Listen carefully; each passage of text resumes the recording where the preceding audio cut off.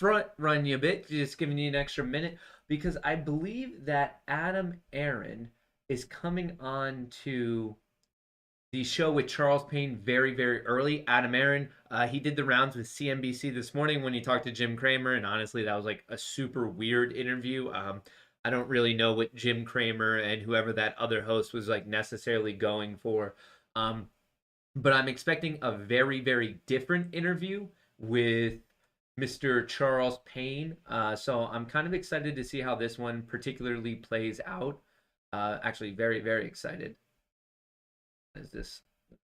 We are rocking. Okay, I have this. Yes, yes, yes. I just don't want to miss any of this interview. Don't want to miss any of the interview. Perfect, perfect, perfect. All right, I think Fox is starting now.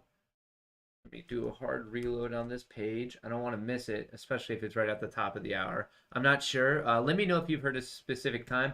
I just know from Charles' tweet early this morning or early this afternoon that Adam Aaron was listed very, very early, and a lot of the time it does relate to what's going on.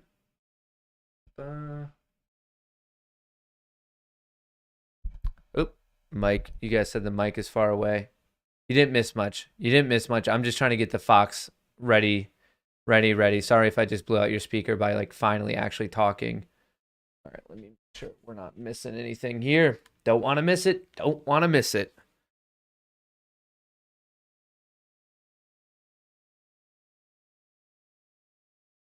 All right.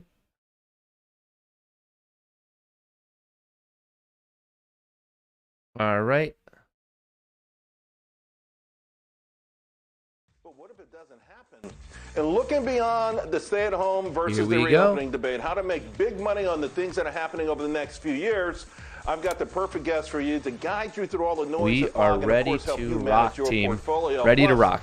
We heard on this show, of course, about the socialist debt bomb. It's one step closer to reality, but what if just so everyone knows, AMC not holding its early morning gains, getting sold off. I want to go into like I guess my theory of what's going on, but to break down the future of the theater chain, all that and so much okay, more coming up at 225. That's our goal, 225. All right, so let me put this here for now, so I'm not blowing out your eardrums. All right, we have this. All right, 225, 225, 225. All right, so we have about 20 minutes, 25 minutes to kind of go over some other things. All right, where are we at? Okay, so right now, AMC's at 32.48, and then GME's at 157.67. Let's go over the quick Ortex numbers just so we're a little bit more established, like a little bit more of a foundation of what's going on currently. In terms of GME, there has been a net return of 687,000. That's pretty sizable and relative to the float of GME, and that's why the stock is currently down 11.22%. On AMC, there's also a net return on that. They have borrowed 1.5 million shares, but there is a net return of 2.3 million. So, that's on the return shares. So the borrow change is a return of 773,000. Short interest still kind of holding high though at 15.72%. With this utilization, if it ends this way, the utilization will drop, but it's still pretty high at 93.55. Shares on loan at 103. So taking this into account, roughly in the realm of 102.5 million shares on loan. And I mean, we're still cruising above 100 million. So no ifs, ands, or buts about it. The what was Rich Greenfield saying, that the short interest has somehow dried up? I'm not buying it because the numbers aren't suggesting it in any manner. I guess before we go into the technicals of both AMC, GME, taking a look at the markets, all that stuff, quick reminder, I got with some messages of it. Please look above my head. Matt_Kohrs. There are many fake accounts out there. I am not DMing you. I don't have a WhatsApp. I don't have a Telegram. I'm not on that. I'm not coming at you and saying, hey, I have an investment opportunity. Would you be interested? That is not me. Please check it out. Matt_Kohrs. Check out, it's not Matt_Kohrs, like not official, not LLC. Make sure the spelling's right. It's not a 0, it's an O. Matt_Kohrs. Twitch, Twitter, and Instagram, just so everyone knows. I don't want you to get scammed. Please don't. I'm not going to ask anyone for money. It's honestly that simple. I'm not asking you for money. So please don't end up sending money to someone who is a scam artist. For whatever reason, Instagram and Twitter refuse to verify me. I guess I don't hit their definition of relevance, or I don't know. They're just having their own host of issues. But for whatever reason, I can't get verified. So I am verified on YouTube. So there's going to be a check mark. And if it's on my video, there's going to be a different coloration if I'm responding to you. But even on that, there are a horrific amount of bots on YouTube. So just please be careful. I don't want anyone to get hurt or for a lack of a verification. So I just want to put out there lots of scam accounts. And honestly, that doesn't go for me. That probably goes for not just me, but also a lot of your favorite YouTube or whatever creators. There's just so many fake accounts there. Maybe not even just YouTube. Like, I mean, we're seeing them on Twitter. We're seeing them on Instagram. Please just be a little bit careful. I don't want anyone to get scammed there.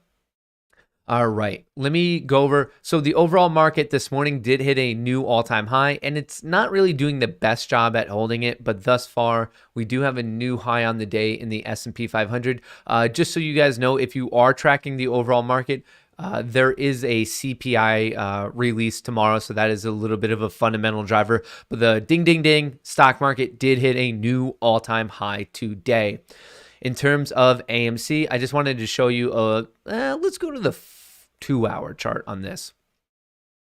So kind of here's what a scenario of what we're seeing today, post-market, early this morning, late last night, early this morning, we ran right back up to the perfect middle of this wedge. We have this technical structure right exactly where it met. That's exactly pretty much to the cent where it hit. Check this out. Right where it hit, that is clearly acting as resistance. When it was coming down, I was looking more for like, okay, maybe it's just a gap fill we hit where we closed out yesterday, I believe around 33.80. Since then, it's been getting hit a bit more. The RSI was overextended. The good news right here, we have support 32 and a little bit south of 32, around 31.50. In this region, we're looking for that to get support. If you go to any other time frame, the 30-minute or below, 30, 15, 10, 5, 3, 2, 1, all of those severely oversold. Very, very oversold. Like, I mean, we could see it. We're getting the 30-minute is just on top of the 30-minute chart is on top of the 30, I guess, value reading for the RSI. From a technical perspective, we're seeing a lot of things are being oversold, and we're coming up to support. So for me, I'm hoping that right there, that's a level that buyers trying to step in, day traders, swing traders, algorithms, whatever it is. I hope they see these recent bounces, the fact that the RSI is oversold. I think that the bears have overplayed their hand, and I'm hoping that this is a base. We have now gotten rid of the gap fill play, which just to, I guess, remind everyone of what a gap fill is. So yesterday we closed at 33.80, and then today we opened up at 36.90. So there was a gap, and it ended up trading down, filling that gap. Obviously, I know that there's a statistical edge to playing gap fill plays. I was just hoping that this one was going to get filled right after the squeeze. Obviously, instead it got filled on day one. So I just want to see how this really ends up playing out for the remainder of the day. But overall, please keep in mind that relative to where we were the past 1, 2, 3, 4 days, we are better off. The technicals are oversold. I think the bears are just overplaying their hand. And it really doesn't take away from the fact that AMC had an absolute gangbusters earnings announcement. The call was impressive. A lot of cool things. And in fact, one of the coolest things that I think maybe we should get more into is by the end of the quarter, they're really looking to start accepting Bitcoin for ticket sales and concession sales. So I kind of want to do more content on that, just so everyone is like more comfortable in what that means for the company, maybe understanding a little bit more about what this means in terms of their bottom line, and maybe even just a piece of content on like what Bitcoin is for all the people who might be new and saying, hey, I want that. So I'm going to put out some feelers to see if there are people who are well known in the crypto world willing to come on. I want to bring them on for an interview of just a quick rundown of how they've previously seen the adoption of Bitcoin play out for companies, and maybe a little bit of their opinions on Bitcoin in general. Do they think this is a good idea, bad idea? So for me, I'm in Bitcoin, but I'm by no means an expert. So I kind of want to bring someone on to like really talk about it so we can better understand those implications. And that was one aspect of the earnings call with Adam Aaron. But honestly, so many other good things going on. They beat on earnings per share. They had a narrower than expected loss.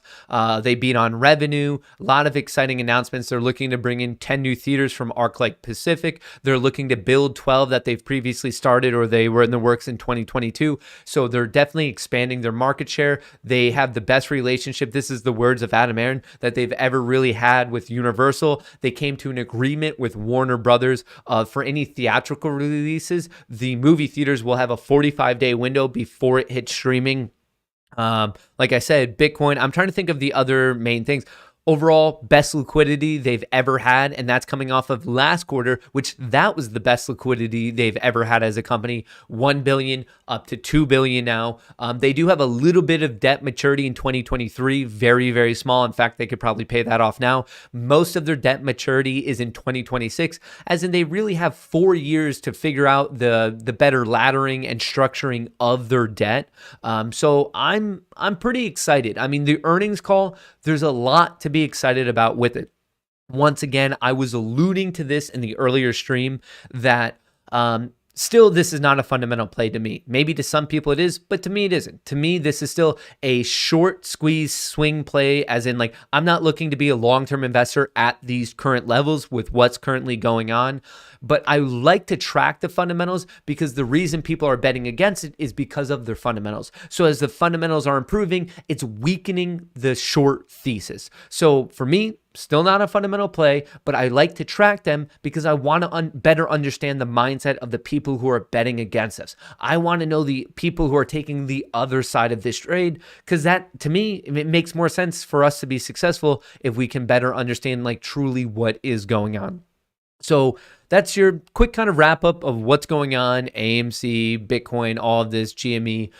Quick run through right here. Actually, now that we see how severely oversold these charts are, let me, nope, don't want that one. Time to throw up some rockets. Let's get these rockets ignited here, folks. All right, let me do this. Nope. Let's do this right here. And then let's take a look at some of the volume stuff. All right. We have the rocket ready to rip. And then let's also get a magnet up on GME. All right, there we go. Obviously, some of the most superior chart trading analysis you're ever going to see is you got to get those emojis rocking. But hey, we got them up. Better late than never. And let me just get this recentered. All right, we went over the Ortex. Let's see if there's any breaking news. Once again, I don't think this is pinned to the top of chat right now. This is Benzinga. If you want a free trial, it's in the description of the video. They have various products, various discounts. Check it out, Benzinga. I really like it for the news aggregator. What else? Who is this from? Experts weigh in. I'm seeing a little bit of lag on my end.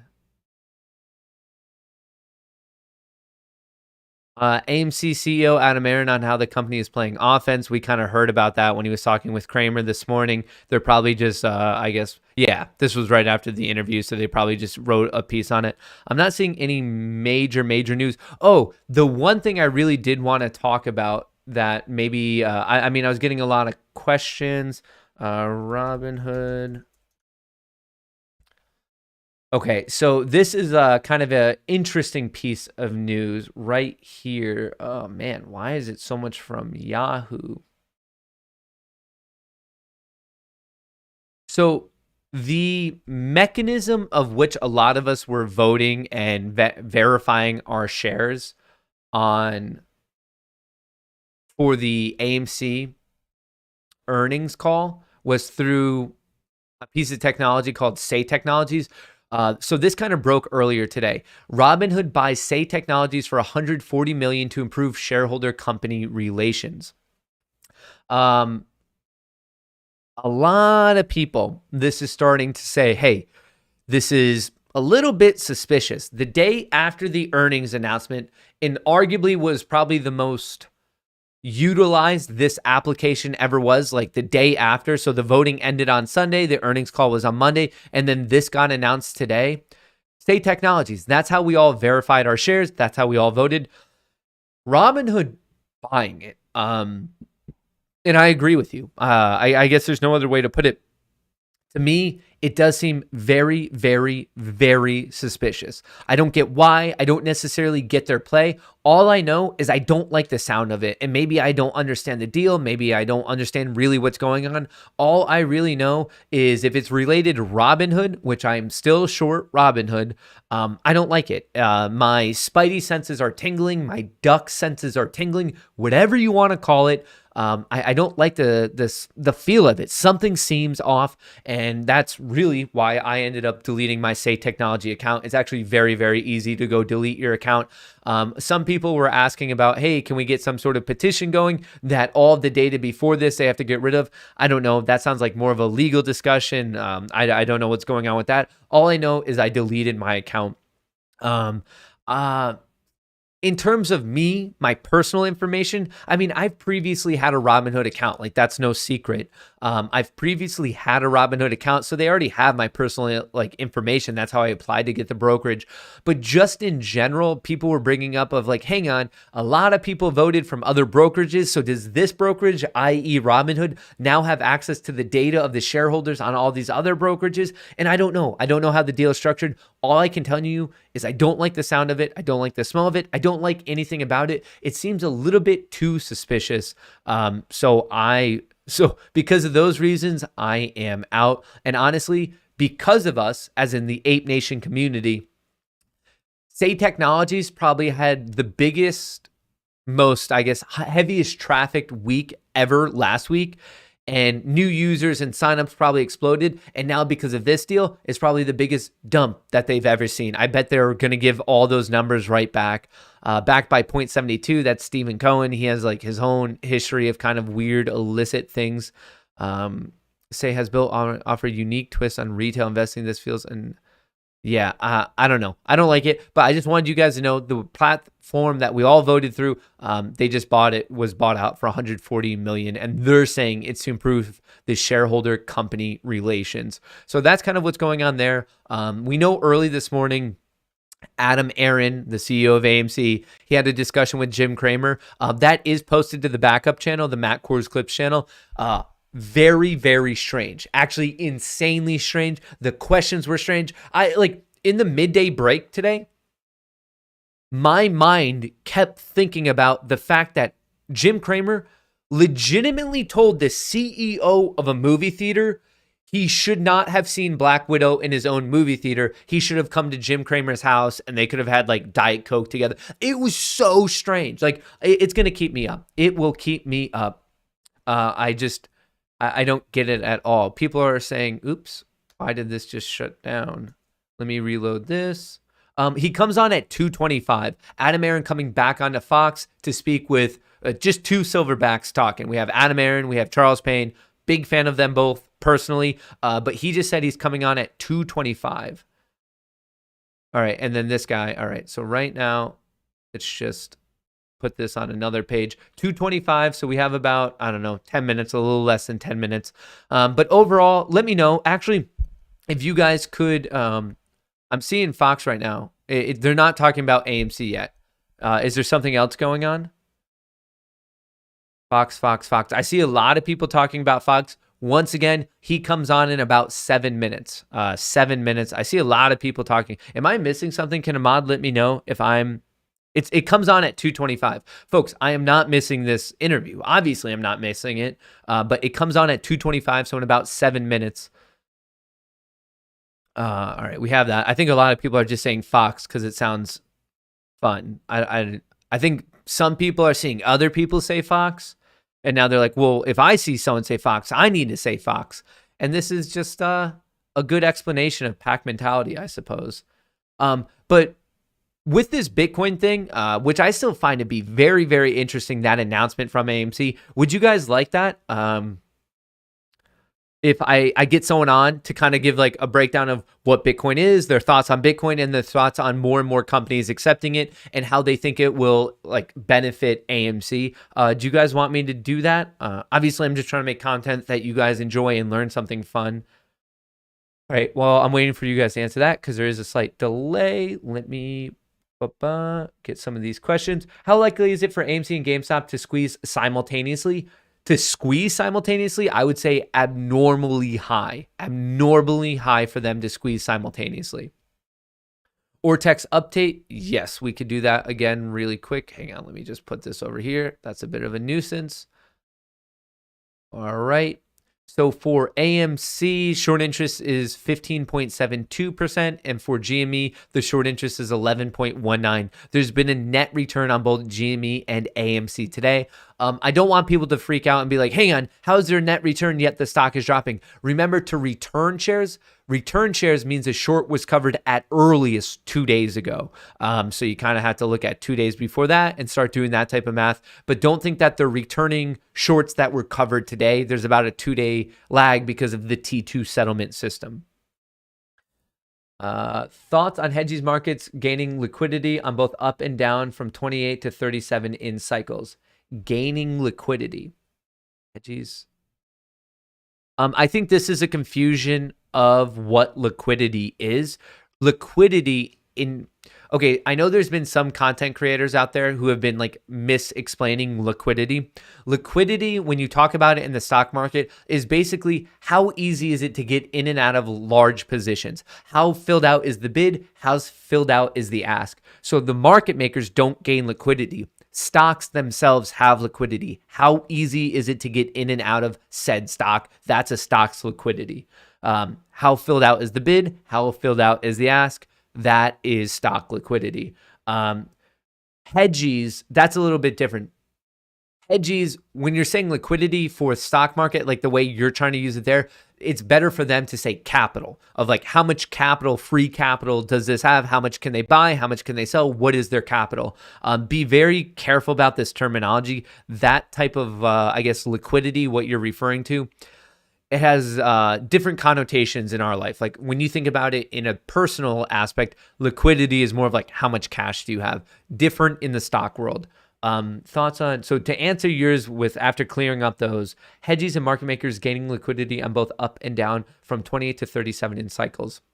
You have to look at them separately. We have no idea if hedges are gaining capital. If they made a good trade, they're gaining capital. If they made a losing trade, they lost capital. In terms of market makers are making money the more and more trades that go to them. That's exactly why I've been talking about Public. Public is pinned to the top of chat. It's a brokerage for US and it's non-options. But not only is it not payment for order flow, but they're not sending their orders to market makers. That's how market makers make money, and they're basically using liquidity to their advantage. They know what's filled out on the bid and the ask, and they're basically just making better trades than we could possibly make. So if you're trying to avoid payment for order flow, and more specifically market makers, I highly recommend you checking out Public. It's a US brokerage.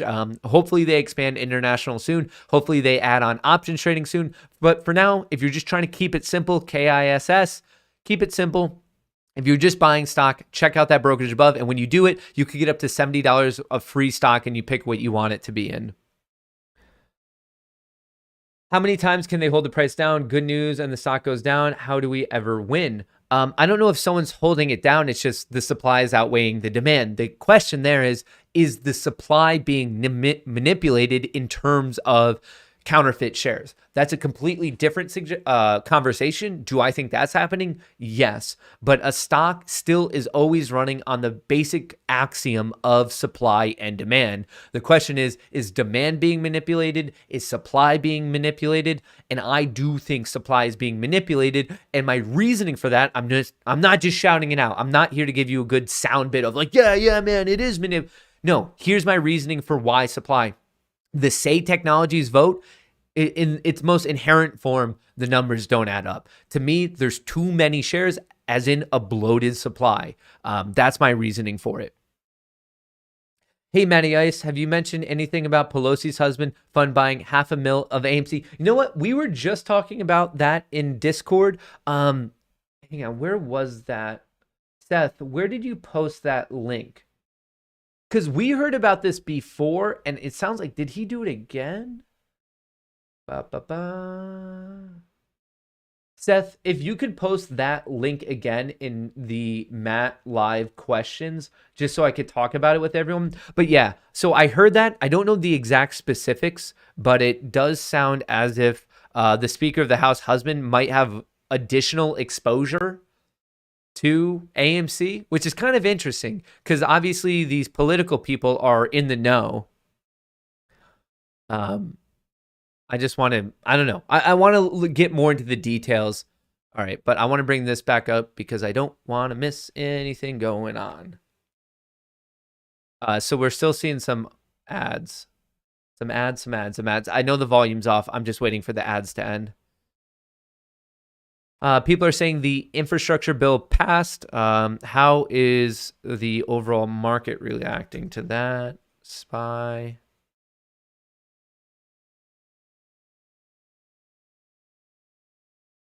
Not a dead fox.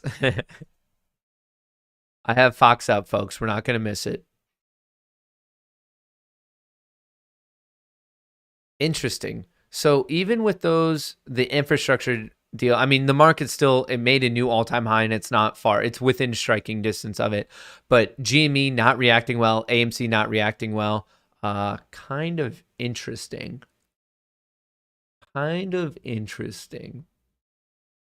Virgin Galactic getting hit. I guess I should have kept my puts. I got beat up on the puts, but man, it dropped 11% today. What else do we have?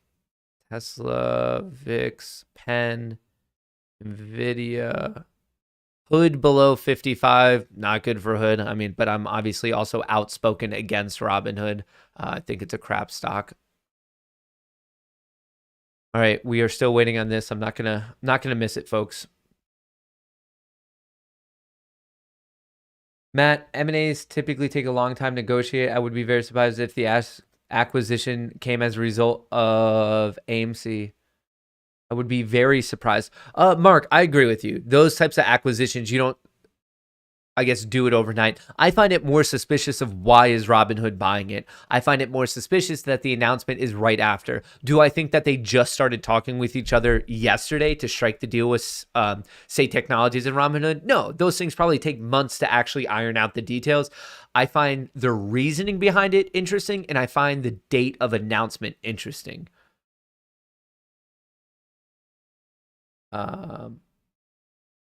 If we put sell limits at 500, wouldn't the price go up? No, because that's just saying if it gets here, I want to sell. That wouldn't impact the price. What impacts the price is the current buying and the current selling, not your limit sell orders.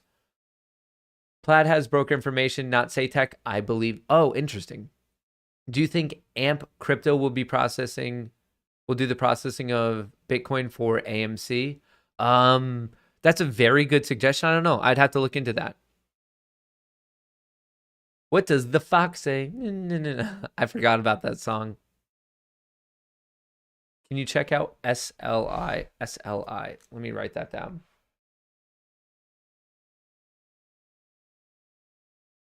What if they cover after hours to avoid FOMO? I feel like we could hit 40 in the after hours action yesterday, have been during regular hours. No, I don't think that. Remember, the amount of trading done in after hours trading is very, very small. Hang on. So revenue up more than 444 million. The street was looking for 375 million. The loss was 71 cents. The Wall Street consensus was a loss of 93 cents. Financial media headlines acknowledge the results, but disdain for the company and its ape shareholder community continues. AMC CEO Adam Aron joins me now. And Adam, before we start, I want to say thanks for coming on the show. And I did watch, I got to say, I was a little skeptical about what was happening with you and the apes. And I watched between your conference call and you on TV earlier on another network. And I got to tell you, I completely understand why the ape community has put their faith in you. When you say that they're shareholders, that they're your boss, you show them the kind of respect that so many people don't. So I've got a lot to cover. I'm going to get to challenges, but let's look at the highlights from the quarter. I'm going to start with liquidity. $2 billion, is that enough to get you to profitability? And of course, everyone's saying if you got $2 billion, when will you share it with shareholders? Well, first of all, there's a lot in there, Charles. Let me start with a little praise back. I've been watching very carefully what you've been reporting about AMC these past many months, and we're very appreciative of the coverage that you've given us. You've been very kind in your comments. In terms of the quarter, we did report a great second quarter yesterday. Now, you got to put that in perspective. We lost money in the second quarter, but we were so much better off than people expected, and we were so much better off in the second quarter of this year than we were in the second quarter of last year. We were so much better off in the second quarter of this year than we were in the first quarter of this year. You've got a sense that while we're not out of the COVID woods yet, this, after all, is still a COVID-infected world, you can see that there's a light at the end of the tunnel.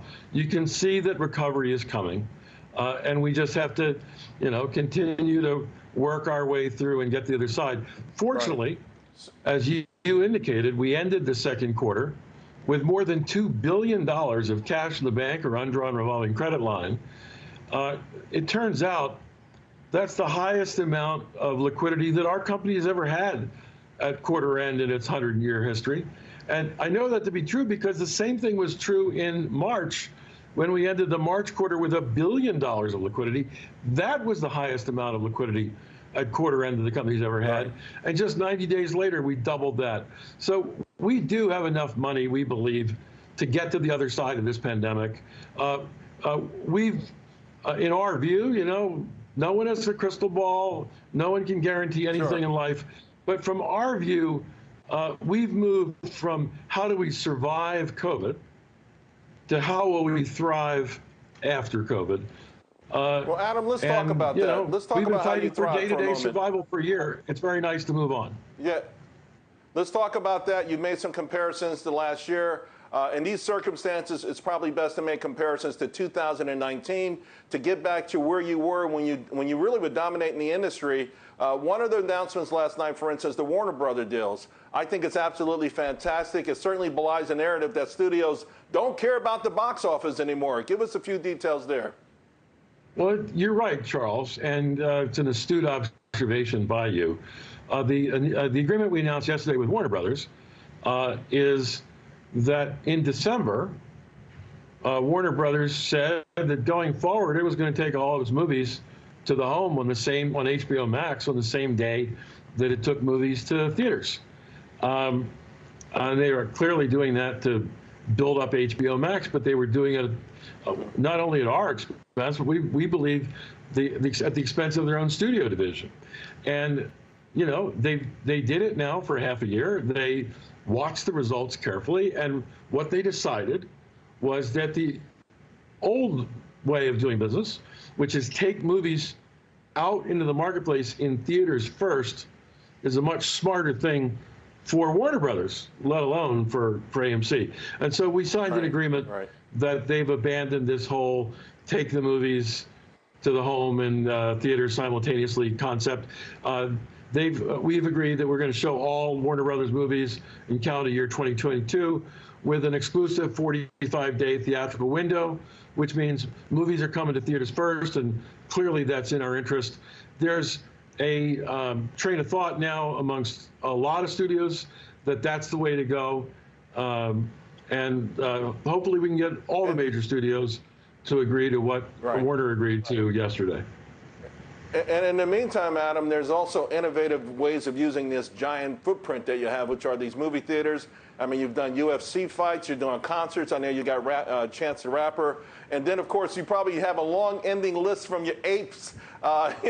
Someone tweeted at me, ask about a National Indiana Jones Day where you show all three of the movies on the big screen and things like that. So there are ways to use your assets that can be innovative and that can make up for any sort of shortfall that you're looking at. I'm sure these are all on the drawing board, right? Ideas like the ones you described are on the drawing boards, and you're also correct that our new multi-million shareholder base that's multi-million people, not multi-million dollars. The 4 million of our shareholders are showering us with good ideas, and I got to tell you, okay, not every idea is a great one. But a lot of the ideas that have come in from our individual shareholder base are very good ideas because they are consumers of movies. These are people who go to movie theaters. They live our product. They experience our product. Clearly, they like our product. Adam, I don't That's one of the reasons. want to be rude here, but we're running out of time. I blocked off a lot of time for you, but there's so much to get to. So let's talk about one more idea from the ape community, and that's, hey, Bitcoin. So are people going to be able to use Bitcoin to go actually purchase these movie tickets? Yes, that was another great idea that came in from our shareholder base. We did announce yesterday that we figured out a way to put the technology in place. We'll do so by year end. So we will be taking Bitcoin as one of the many forms of payment that you can use if you do it online to buy movie tickets and or concessions at AMC theaters all across the United States. Next year, the box office, if there's a rebound anywhere, we know some blockbusters have been held back. They'll probably come out late this year or next year. Is there a chance your company could move back to profitability? Look, I think there is a real chance we can move back to profitability in the fourth quarter of this year. If you define profitability as, sort of theater level cash flow, the box office, if we size it, and we use the domestic box office as sort of the proxy of the size of the industry. Sure. For the last 5 years pre-pandemic, the box office was between 11 and 12 billion dollars. Well, last year it was $2 billion. And this year it might be around $5 billion. We're way, way short of where the industry was for years and years and years on end. In fact, the last 10 years in a row, the industry box office was more than $10 billion. So I think 2022 is going to be a transitional year. I hope we're a lot bigger than $5 billion. I don't know that we get all the way back to 11 or $12 billion, but clearly AMC will do better as the box office is bigger. Sure. Adam, I could just say you're a real gentleman. It's amazing to me.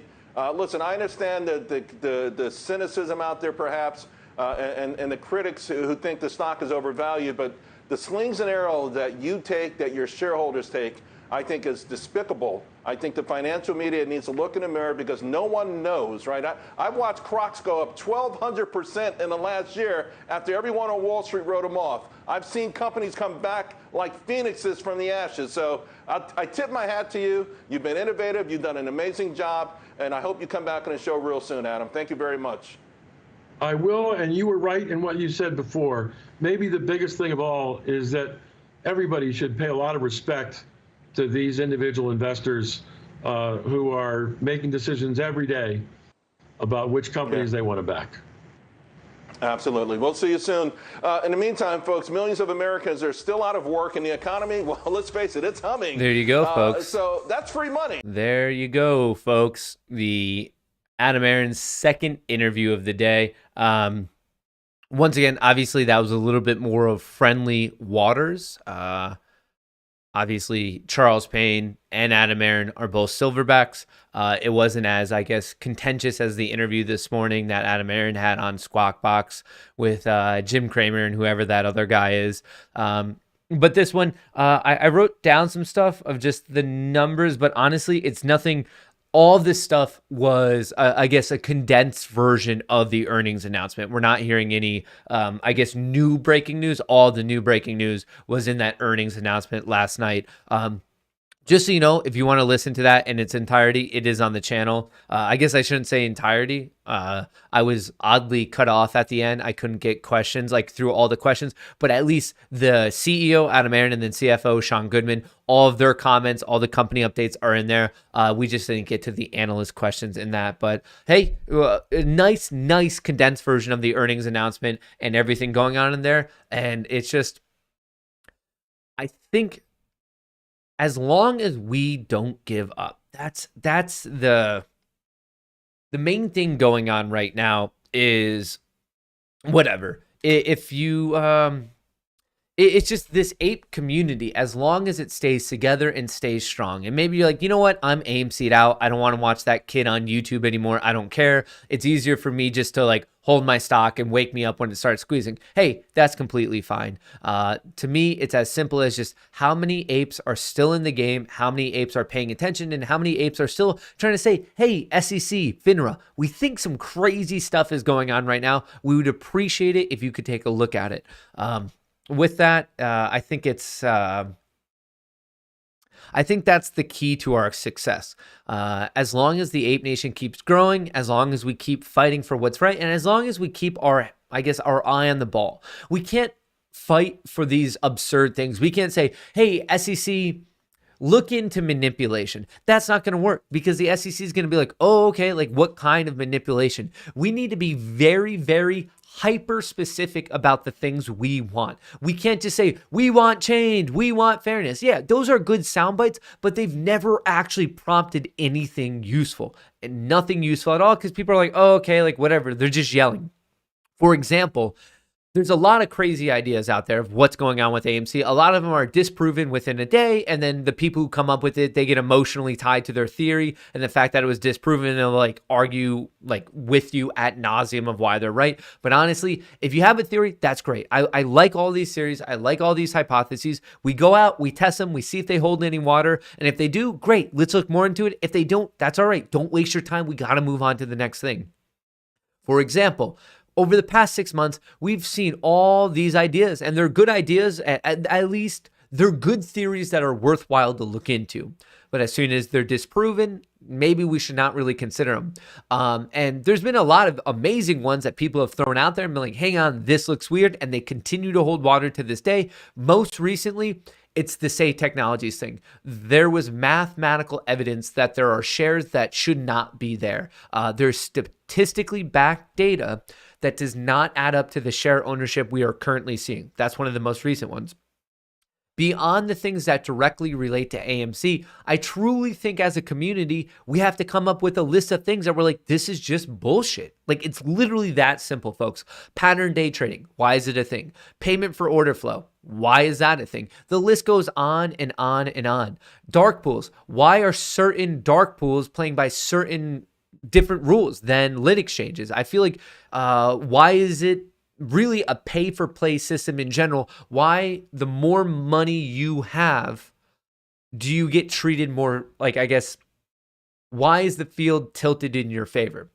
One of the examples with that is right now, these big guys who are filing their positions in 13Fs, why are shorts not reported? Why, as of now, are CEOs of market making operations not held legally culpable when there's a conflict of interest and they're front running their client? There's a list of very specific things that I think we just need to get behind and be like, hang on, these are the actual changes. It's something that I know, and I think this is great. A lot of people call up their Congress people and say, hey, we want change. It's like, we need to all get on the exact same page of what is the change we want? What is the measurable outcome we're looking for? Why are we looking for it? And what is the evidence that backs that up? If we're all just running around as an internet community saying we want change, yeah, you're going to get far, especially as the community grows, but you're not going to really seal the deal with seeing, like, I guess, measurable change that somehow progresses society or culture, or in this case, Wall Street.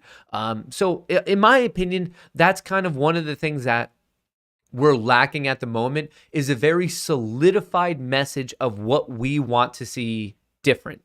I get that it's easy to say we don't want any more manipulation, but then you have to point it out. Well, okay, what kind of manipulation? What are they doing? How are we going to fix it? We have to have all of those details ironed out as a community to really make progress, at least in my opinion. Who knows? Maybe I'm wrong. Maybe us screaming manipulation will get changed. I think that would be awesome.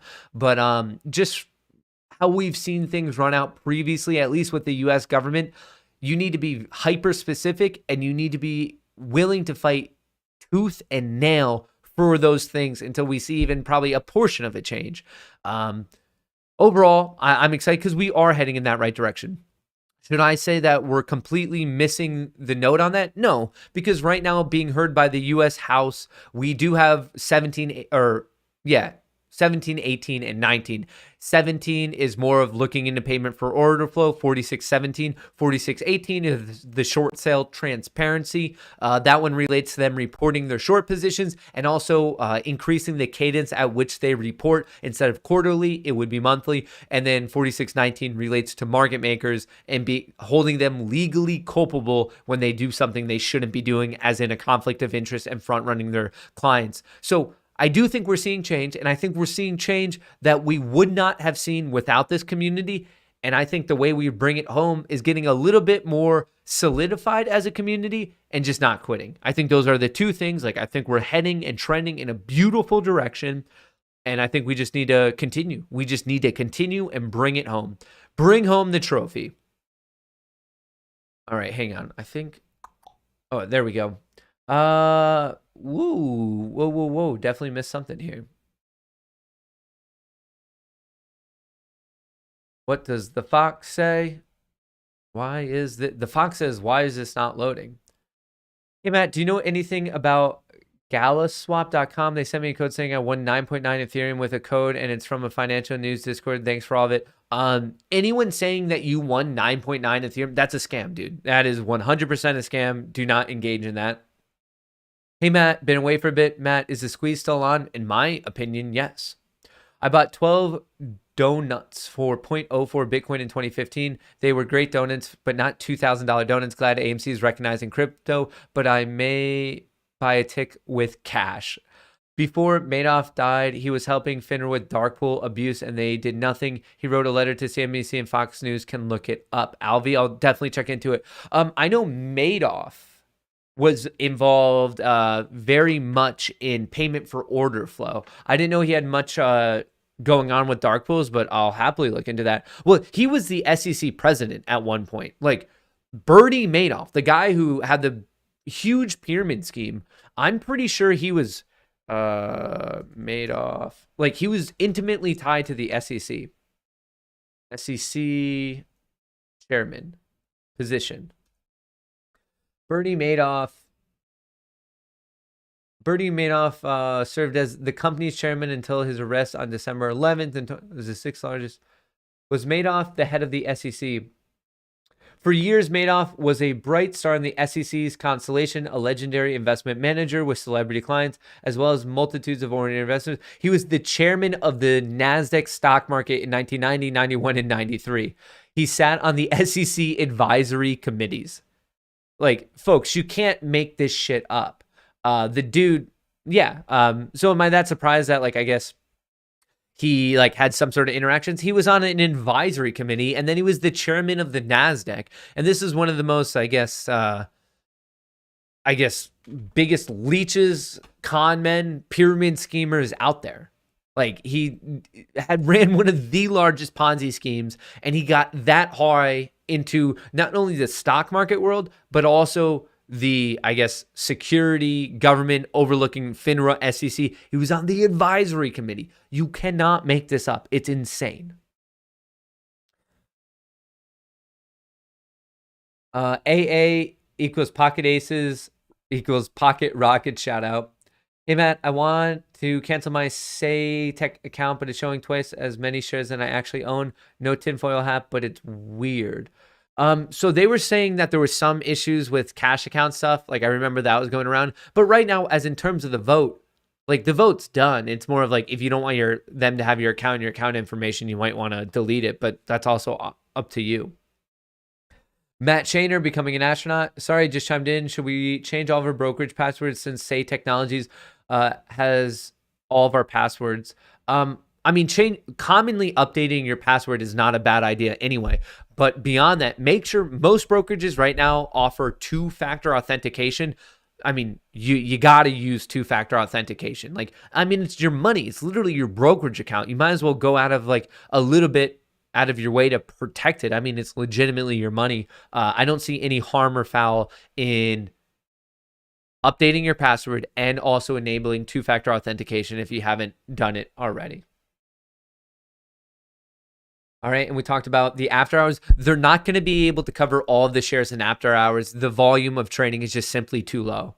I mean, we're talking about 100 million shares on loan and after hours trading of like a couple million. I mean, even right now on an intraday trading basis, we have not traded enough volume as of now at 2:48 p.m. the day after earnings for all the shares on loan to possibly be covered, just to give you a metric. So when people ask me, well, how quickly is the squeeze going to be? I think it's going to be multiple trading days because we're just dealing with this scenario of really not enough trading volume to match up with all the shares that we see on loan.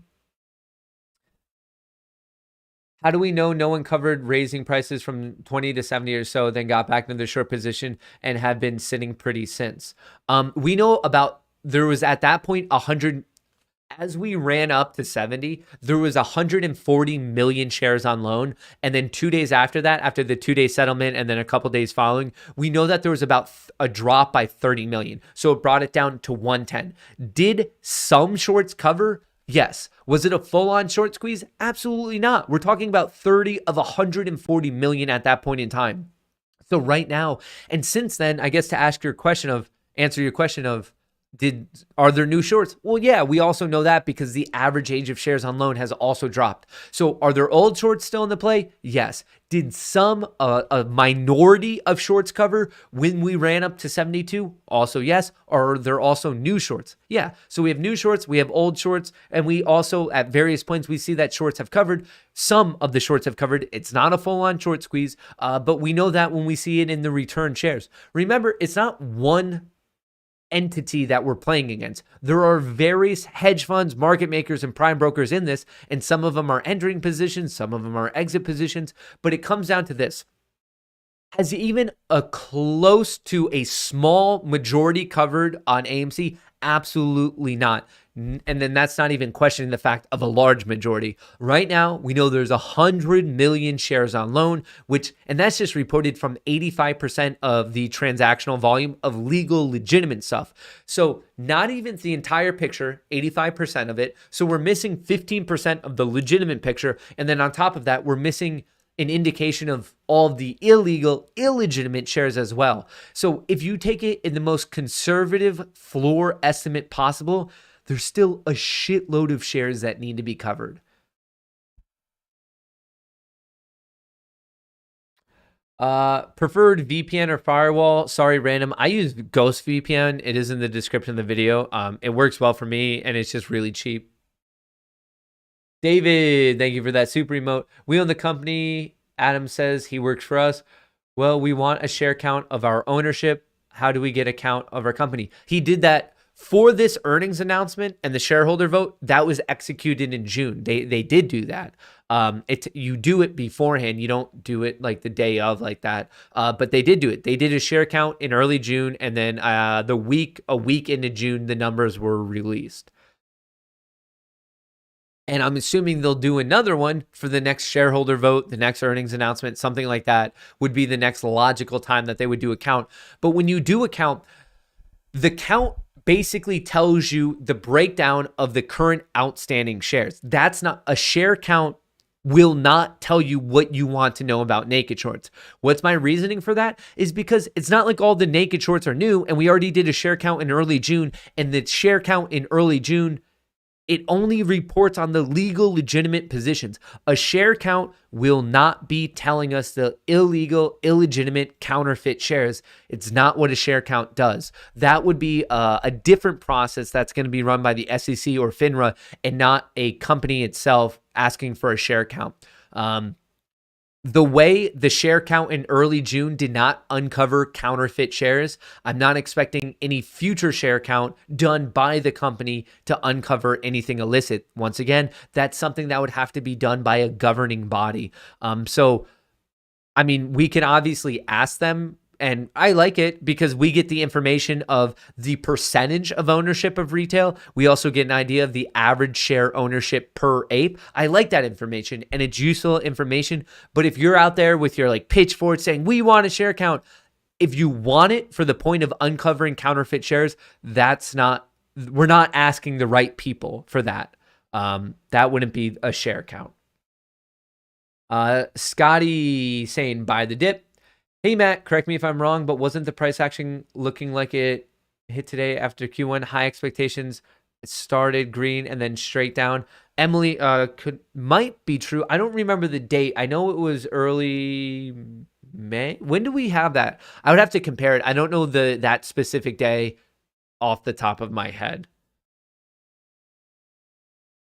Matt, I have 3 GPUs that roughly mine $20 a day. My cost probably $1.80 a day in electricity. Getting paid with BTC and seeing movies with it. Nice hash. Shout out. How do we know no one covered? All right, we went over that. We know that a small minority did cover. Stupid question, but do you think the mother of all short squeezes will be by the end of the year? Honestly, I have no idea. I'm not going to put a date on it. People have been putting dates on this ever since it started. They're like, it's going to happen in February. It's going to happen in March, April, May, June, July. Everyone keeps putting it out, and thus far, no one has been right. No one has been right about their date prediction, and no one has been right about their price prediction. So I don't know why we keep engaging in it and trusting in people that do that, because no one has been right. Hey, Matt, when Ortex recalibrates, do they functionally set their share interest equal to the old FINRA data, or do they adjust it to their 80% coverage? Not quite like that.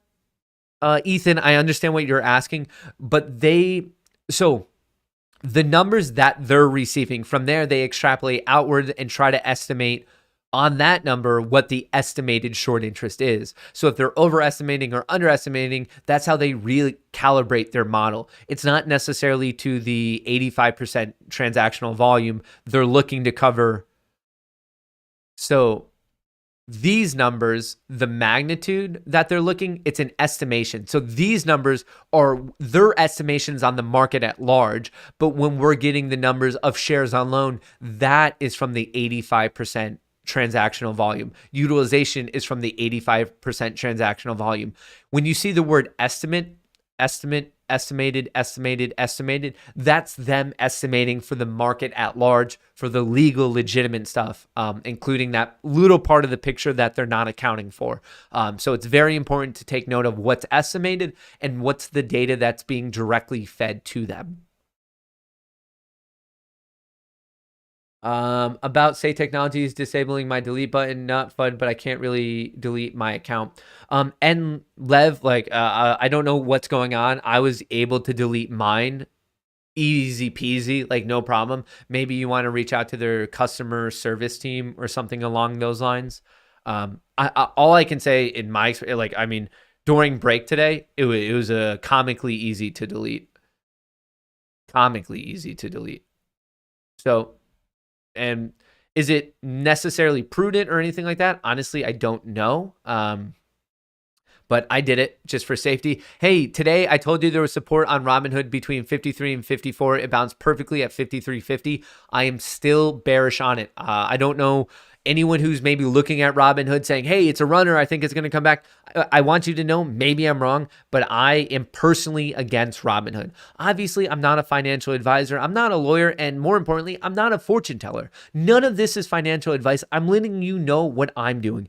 I implore everyone out there to fact check me. Do your own DD. You need to have confidence in your own trade. You should not be just arbitrarily following someone on social media whatsoever. If someone on social media is telling you to buy or sell, okay, maybe you'll get some information, but please, please, please, please do your own due diligence so you can have conviction in your own trade. Hello, Malcolm in the middle, shout out. Does AMC need to gap fill 525, 526? Nothing has to gap fill, but we see that very commonly happens. So today the gap up was filled, I don't know, about like halfway through the day. And right now AMC's trading at 31.62. But I wouldn't say it has to gap fill. I would just say that, okay, it is statistically likely that at some point it will gap fill. It doesn't have to gap fill the next day, the next month, but eventually you commonly do see gap fills given enough time.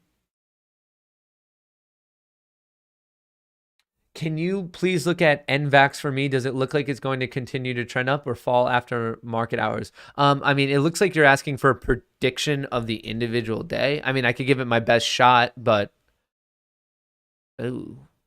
I want to know if it's going to hold 237. I would be watching this. Resistance, support, I would actively be watching 237.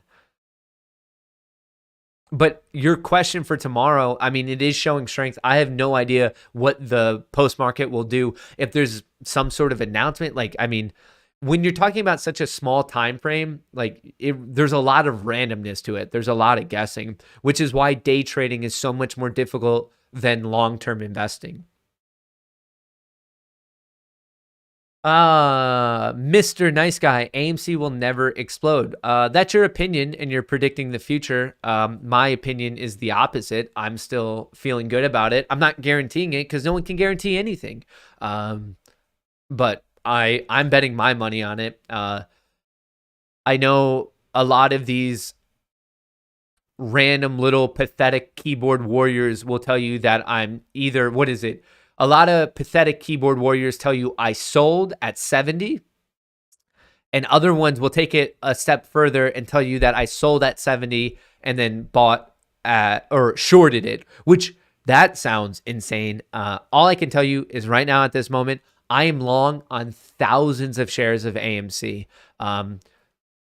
And I don't know. I feel like me knowing my own position is a little bit more credible than these like random keyboard warriors who probably don't have like much going on in their life, rather than arguing with someone on the interwebs.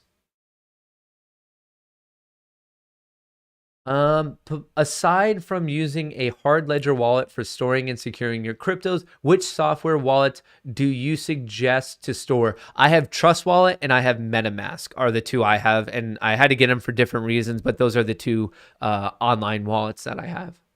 My dad is a hedge fund. He punched me in the face this morning and told me he has to do what he has to do to ruin my life. That got dark very quick. Matt, I'm glad you're a fax machine and you only come with the facts and not misleading info. Yeah, I guess for you guys to understand a little bit more about my personality, I'm just not going to be this hype guy that's spewing bullshit at you. Would that have made me bigger? Yes. Would that have made me more beloved by the community? Yes. But with it, I would never sleep with myself. It's just, to me, I'm not here to just be like, yeah, like, let's do this. Like, you're totally right. This is great. No, I'm here to teach you about the stock market. That's what I'm here to do. I'm here to give you some silly, like, dad joke based entertainment and then teach you a little bit about the stock market, because whether it's tomorrow or whether it's however long from now, the AMC GME narrative will end. And some of you, when it's over, you're going to be disgusted with Wall Street and you're never going to trade again. And that's cool. That's your own decision. For me, I'm obsessed with the stock market. I'm obsessed with the futures market. I'm obsessed with the crypto market and the options market. And I know many of you who've been brought in because of this are now very interested in stocks.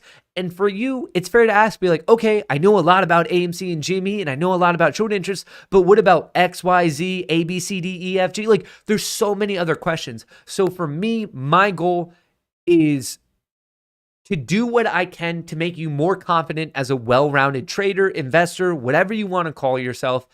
For me, it doesn't end here. Honestly, we're talking about payment for order flow and market makers and prime brokers. Do you honestly think that the illicit things that goes on in Wall Street ends there? Trust me, this is a very, very long battle, and this is a particular chapter of it. And I'm happy for the people who've tuned in for this, and maybe this is the chapter of the book you care about and you want to be done.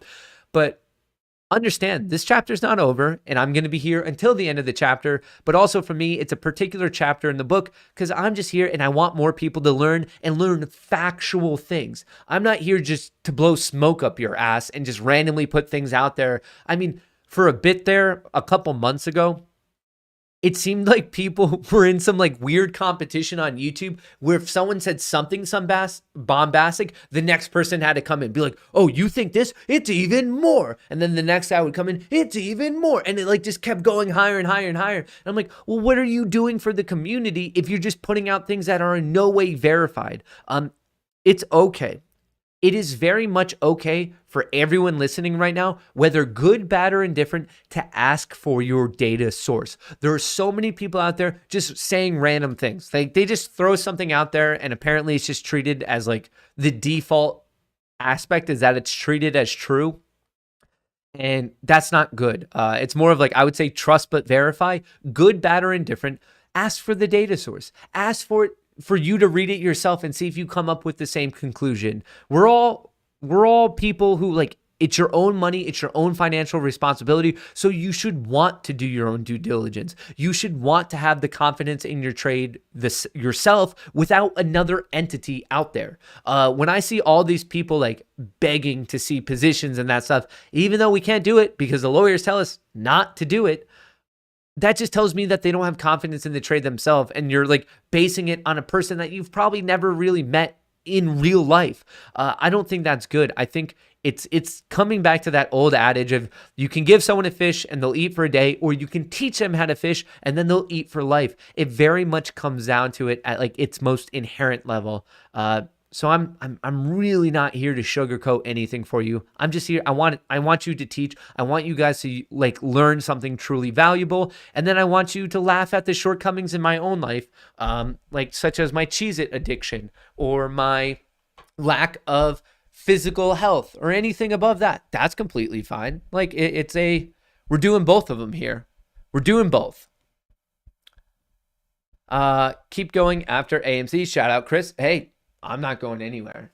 When I see red, that tells me buy. When I see green, that tells me to sit back and enjoy the ride. Those are my two modes. On AMC, when I see green, when I see it running, I say, hey, this is going to be a fun ride. When I see red, I say, oh, okay. Is there any upcoming support I can buy at to get a better position on AMC and then still optimize my risk to reward ratio? It's legitimately that simple. When I see red, I say, where's the next support? When I say green, I say, let's buckle up for the next roller coaster ride. Those are my two modes with it.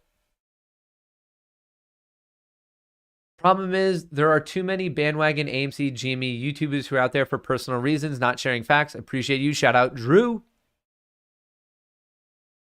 Do or do not, there is no try. Shout out. Little Yoda comment there. I like that.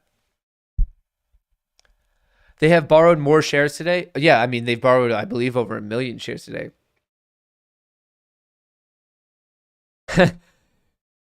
You do not sleep with yourself because your girlfriend is not real.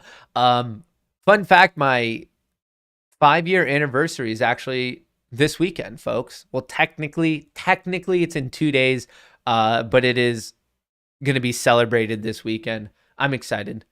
I'm excited to see what gift I get for being such a darn good boyfriend. Matt, when was your first purchase of AMC stock, and what DD or even hunch led you to start purchasing AMC? My first purchase was either late January or early February. Yeah, I think it was late. No. It was early February. I already had GME. I had GME before I had AMC. And then when I saw what was going on in AMC, that was my first purchase. And my DD has completely changed. At that moment, I thought AMC and GME were going to rip again in early February. So I thought it was going to be a very quick 1, 2, 3 day trade. But then that got all messed up when many brokerages, mainly Robinhood, stopped the buying of those stocks. So at first when I got into it, and I'm not saying it's good to switch your trading plan when you're already in a position. In fact, it's not good. But that's what happened with me. I'm just trying to be honest. Like, I'm not saying I stuck to the plan, the thing I'm always preaching to you guys of like, stick to your plan, stick to your plan, stick to your plan. And then since then, it's been a wild ride. I mean, if you guys have been paying attention to some of these streams, like in and out of massive call positions and then getting some more stock and like just like it's been crazy. Like, and obviously I'm much more of an active trader. But with it, ever since the June run up in AMC, I've realized that it's way easier, honestly, from a stress level and an anxiety level, especially when you're talking about options, to just sit back on your shares, buy when you feel comfortable, and then just sit back and enjoy the ride. For me, it was a wild run up and I made like crazy money, P&L gains and options. But when you mess them up, when the June run doesn't continue, you also see a crazy decline. I mean, from the peak in my portfolio's peak from early June to this moment, I mean, just because like the options have like dried up and everything, I mean, I've seen $500,000 disappear into the ether, and I'm still here diamond handing it. For me, I just turned 27. At that point, I wasn't 27, I was 26. To me, that's truly life-changing money. And in early February, have I had that life-changing money? I would have locked it in and I would have felt like I was the best trader on this side of the Mississippi. But the point at which it happened, things have changed. And to me, this is much more of a statement outside of just making money on AMC and GME. I treat AMC and GME very different than I treat anything else in my portfolio. To me, this is my statement against Wall Street. And to me, I don't know. I don't know if this will end up becoming my career, but right now I have a passion and I'm fortunate enough to have the platform to speak to these people of what, and when I say people, I mean national media, mainstream media, and also what we're seeing going on Wall Street, of just saying, hey, there's a legal, illicit bullshit going on. Someone needs to look into it. For me, that's a very important fight because not only do I want the stock market, a thing that I love, to be more balanced, transparent, and fair for everyone, but I want that to be true not only for all of you, but for all of our children. I want it to be a better mechanism because when it comes down to it, the stock market is one of the greatest wealth builders we can possibly have. Right now, people can be born piss poor, and obviously there are other external factors in life, but some people have been born with nothing, made a borderline more money than they could have ever imagined on the stock market. I am not inherently against the stock market. I love the stock market. I just want it to be more fair for all of its participants, me, you, our children, and everyone else in the game. So with me, AMC and GME, I think about them differently. I'm going to hold my position. I'm going to add to my position. More is just like an FU until I view that the game is more fair. And then I view that we're getting out some of the players in it who are more so of bad apples and they're doing illegal things. They're profiting off of it. I view them to be very, very different.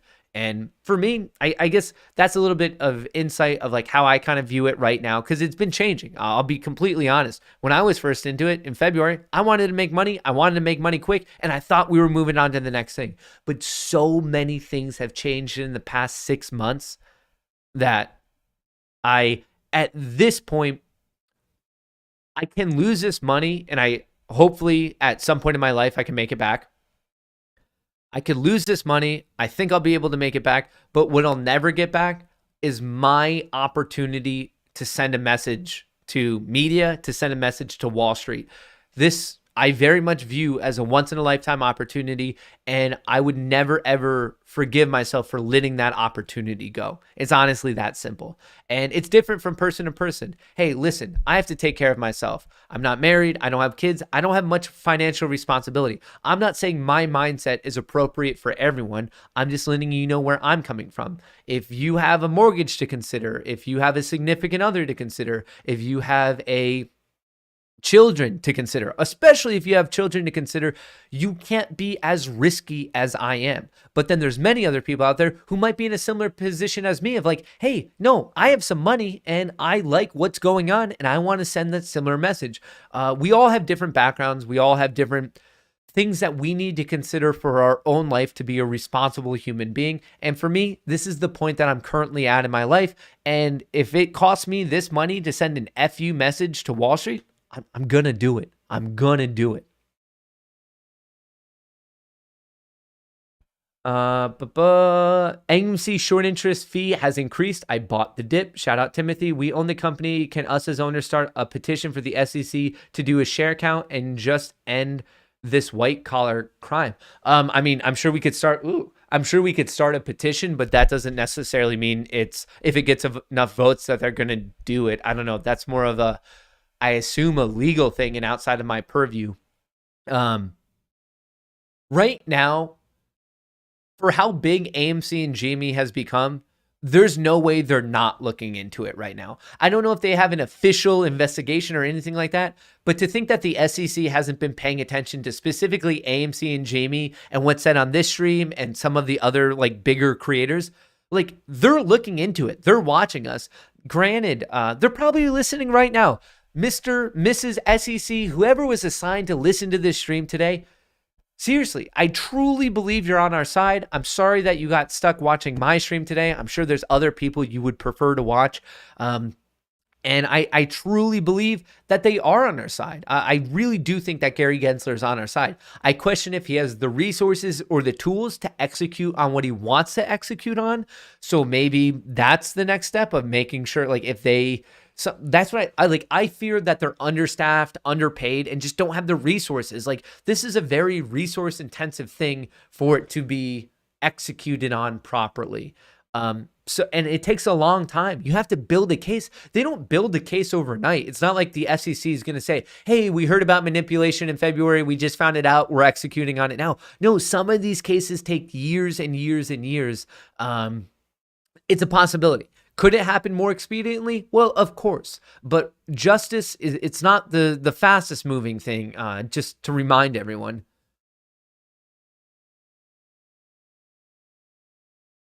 To me, it's ducking personal. Shout out, David. For many of us, it is.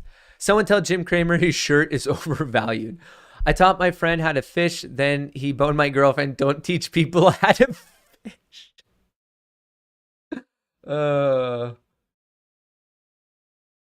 How current is the current data for those on Ortex? Is it real time or day old? The current ones. So these ones right here, where the live ones are, these are actively live. The ones on the top get updated every morning. So the top ones update every morning, live change. And the top ones have 85% coverage of market volume. Down here, this has 60% coverage. And these are updated live as things are changing throughout the day. Urgent check Benzinga options for AMC $35 strike expiring Friday are being rapidly loaded up. 31K volume on the day, 20.3 open interest at the moment. Unusual Whales is firing alerts for 37 call expiring this Friday. Flow is reversing rapidly with puts being sold and calls being bought in massive numbers. Reversal incoming. That was as of 2:45. So shout out to True Demon. That was about a half hour ago. Just so everyone knows, the 35s and the 37s for this Friday are being bought up rapidly, being bought as in a bullish bet. And then we see a lot of puts being sold, which is also a bullish bet. So something is going on, a lot of activity, a lot of flow favoring our positions for the end of this week, just so everyone knows.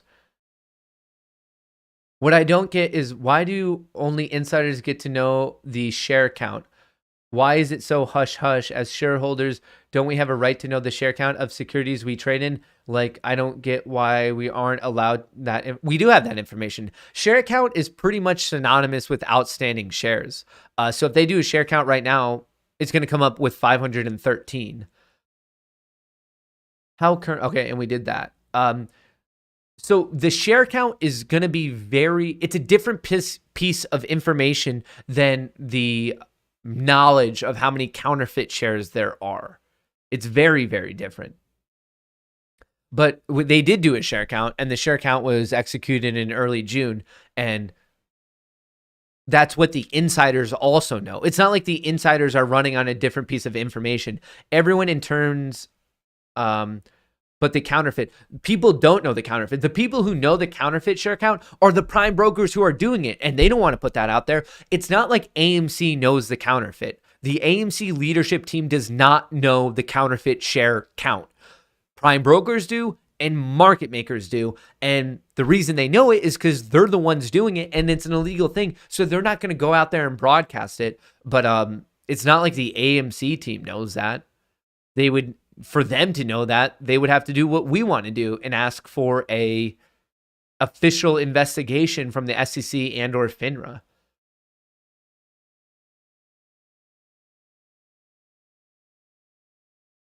Which would be more likely to cause the squeeze? AMC showing your TXRH co-founder films, your OnlyFans, or bringing Shrek back to theaters? Oh, that's an easy one. Shrek back to theaters, I think, would really put AMC over the top. That would totally put AMC over the top. Think about how many people would go to the movie theaters if they showed all Shrek movies in like one giant montage. Hodl, this is the way. Shout out Nicholas. Happy early anniversary. Buy her something nice, you filthy ape duck hybrid. Anniversary super squeeze. Hope you lose your V card, bud. Make sure you remind her how lucky she is. Of course. Of course, of course, of course.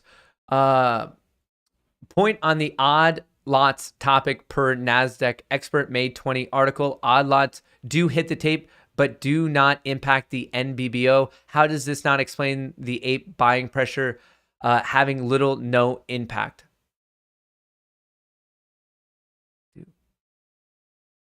Hitting the tape is the thing that has the material impact. Wait, why would a trade executing the national best bid and offer is something that you're seeing live of the current best bid and the current, like the live best bid, best offer. You're talking about trades that are already being executed. I mean, I never said that I don't know. Like, I feel like I don't know how the odd lot thing even connects to the national best bidder offer. Like, to me, those are two separate things. And in my mind, I would have never thought that it did impact the national best bidder offer. What we want to see is that the trade is executed, because if a trade is executed, and which happens essentially instantaneously, but as Dave Lauer said, it could technically take up to 10 seconds, that has a material impact on the price. And then that, as soon as it's done, that's already in history. And then the current thing of like living in the real time is the national best bid and offer. I guess put it this way, I think a little bit about what you're saying. If I had an odd lot size of some weird number, like some massive number, and I completely wipe out the ask, of course, the national best bid and offer, that offer is going to get moved up because I just wiped out that entire ask, the lowest ask. So it's going to get moved up to the very next one. So I guess I would need to read this, but this concept of odd lots not impacting price, that's insane. Of course I mean, Dave Lauer, apparently, I haven't read it yet, but I guess he already debunked it this weekend.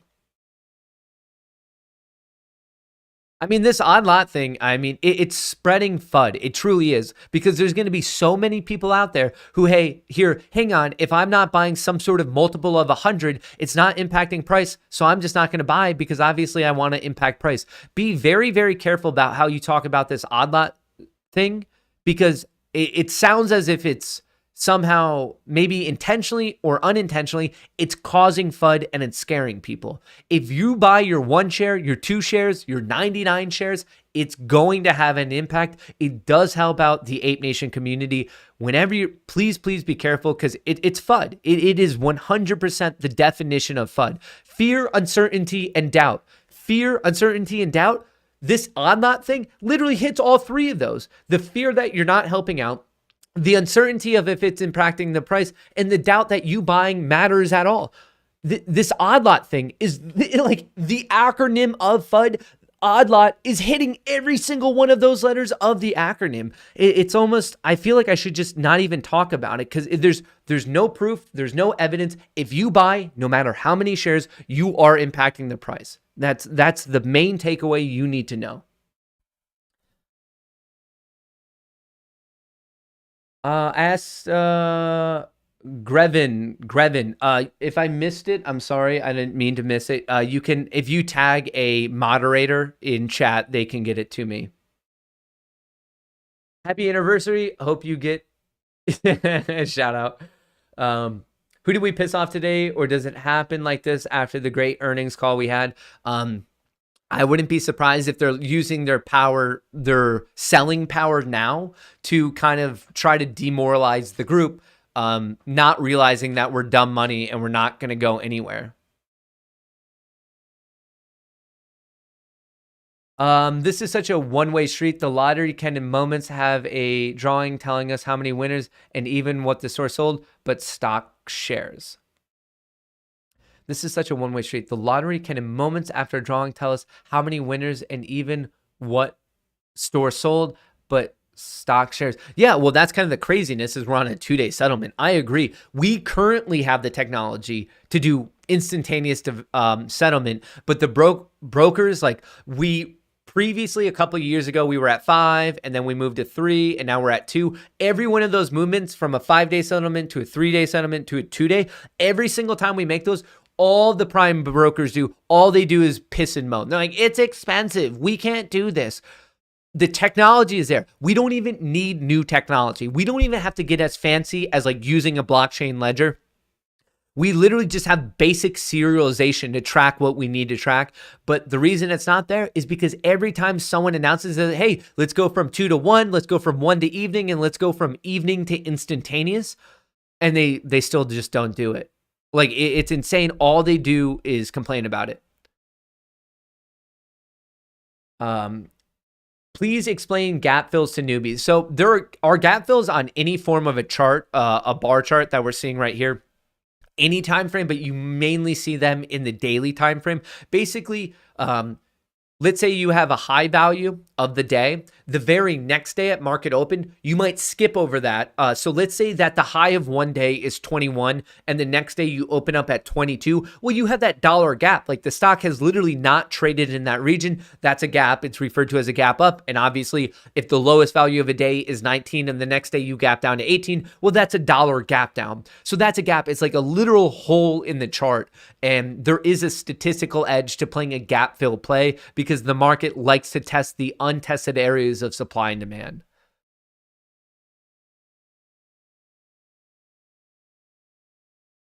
I tweeted you links to regulation NMS that verifies odd lot does not impact NBBO. That's not what I'm saying. I'm saying it does impact price action. NBBO is the national best bid and offer, which is very different than the price action. My entire point is if you buy, no matter what, you are materially impacting the price. NBBO, I don't think that it would impact the NBBO. I care about it impacting the price, which is different than the NBBO. If it does or doesn't impact the NBBO, from my quick thought about it, and I haven't thought about this too much, I don't know why it would impact the NBBO, like an odd lot scenario. The main thing is, does it impact the price? Does it? Okay, yes, great. That's all we care about. NBBO and a price impact are two very different things. My taxes may worry the SEC. Finally, starting to transfer AMC stock to Robinhood to TDA. Should have done it much sooner, but it didn't. So right now, yeah, I mean, I guess it's better than never. I mean, you do it. I mean, a lot of people, different journeys of what is or isn't going on with Robinhood. But I think it's worthwhile to be out of Robinhood. Hi, Matt. Keep informing. Great job and happy anniversary. If I buy cheaper than my current cost basis, does it go down or does it stay the same? If you buy cheaper than your current cost basis, does it go down? It would go down. You're averaging down.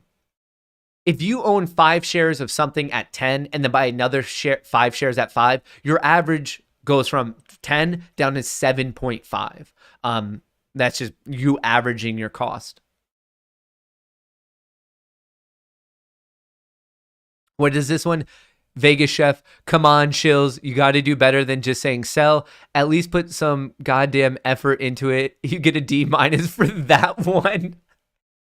Like, I feel like even the Shills are getting tired now. They're just like, sell. Like, they don't even go out of their way to put in something useful. They're just like, sell. Like, they have no thought behind it. That's hilarious.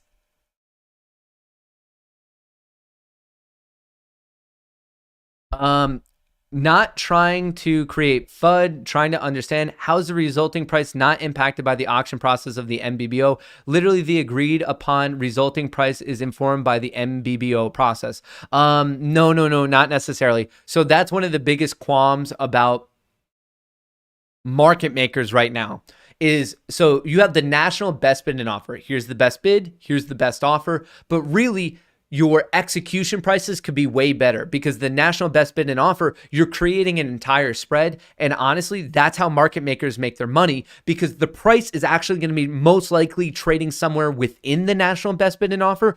And that's the difference. It's that difference between the bid and the current price and the current price and the best offer. And that's the little part that the market makers are making their money in.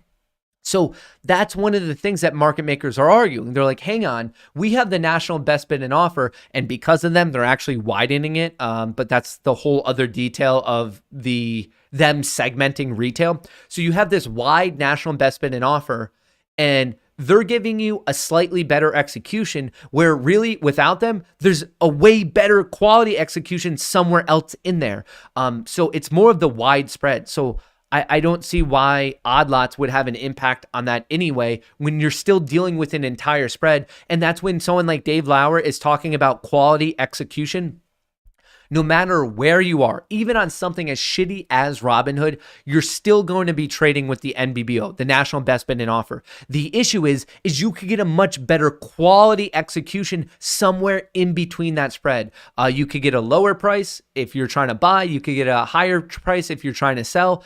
But they don't, because the National Best Bid and Offer is so wide. And that's when people are, when people are talking about quality execution, they're talking about a better execution somewhere within the NBBO. And really, that's what high frequency traders and market makers are doing all the time. They know that there's a better price than the NBBO. So that's an important thing, I guess, just for you guys to learn. But it doesn't make sense to me why odd lots would impact the NBBO anyway, when we're dealing with a price that's somewhere in the middle of the NBBO. So with that, Joshua, I think it's important that you go back to the video with Dave Lauer, kind of explaining how market makers, what they do and how they make their money and how it fits with the NBBO. Hey, Matt, any idea on what happened to Joshua James? Seems to be MIA. Randy, I don't. The other day, I was thinking about how like I haven't spoken with him in a while, and he did kind of go MIA. Like, so I'll reach out to him, and if I'll let you know what's going on. But no, Joshua James was definitely like an OG of the community. Has he tweeted anything in a hot minute? Let me double check on this one.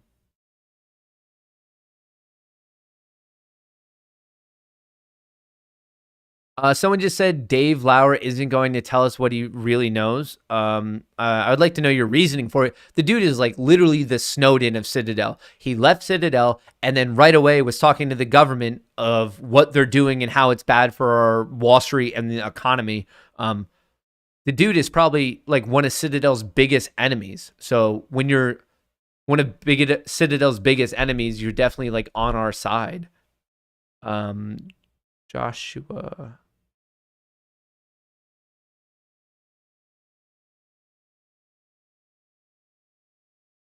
What else did he say? His last tweet, maybe he's on vacation or something. Joshua James tweeted on July 31st. He said, "If you curl at the squat rack, I hate you." Which, if I ever worked out, I'm assuming I would also agree with that. But who knows? Maybe he's just on vacation or something.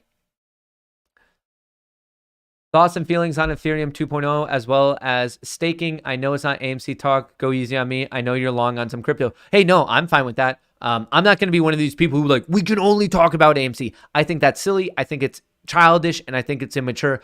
The name of the game for a lot of us is to make money, and I think you can make a lot of money on Ethereum. I'm excited for Ethereum 2.0, and I am currently staking my Ethereum for Ethereum 2.0. Robinhood just acquired Say Technologies. Yeah, we were talking about that a little bit today. We were talking about that this morning, but I believe it was a $140 million deal, and that was announced early this morning.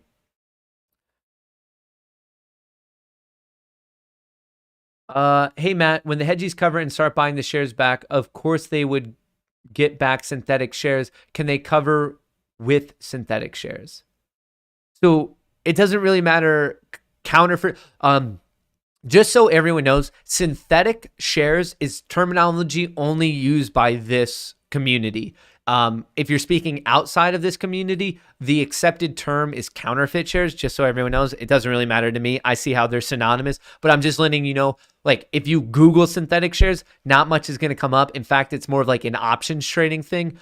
So if you want to know more about it, if you're trying to do your own research, look up either counterfeit shares or phantom shares. Synthetic shares is something that only this community really uses. But anywho, of course, they would get to buy back synthetic shares. Can they cover with synthetic shares? So covering is buying. Like that's what covering a short position is. It's you closing your short position by buying stock. So they might end up buying real shares, they might end up buying counterfeit shares, but it really wouldn't matter. When you buy shares to close the short, that's how you close it, and then you're out of the position. There would be no impact if it's counterfeit or not. That's just how they close the position, is by buying. Wow, read everything, ignoring nothing. LMAO.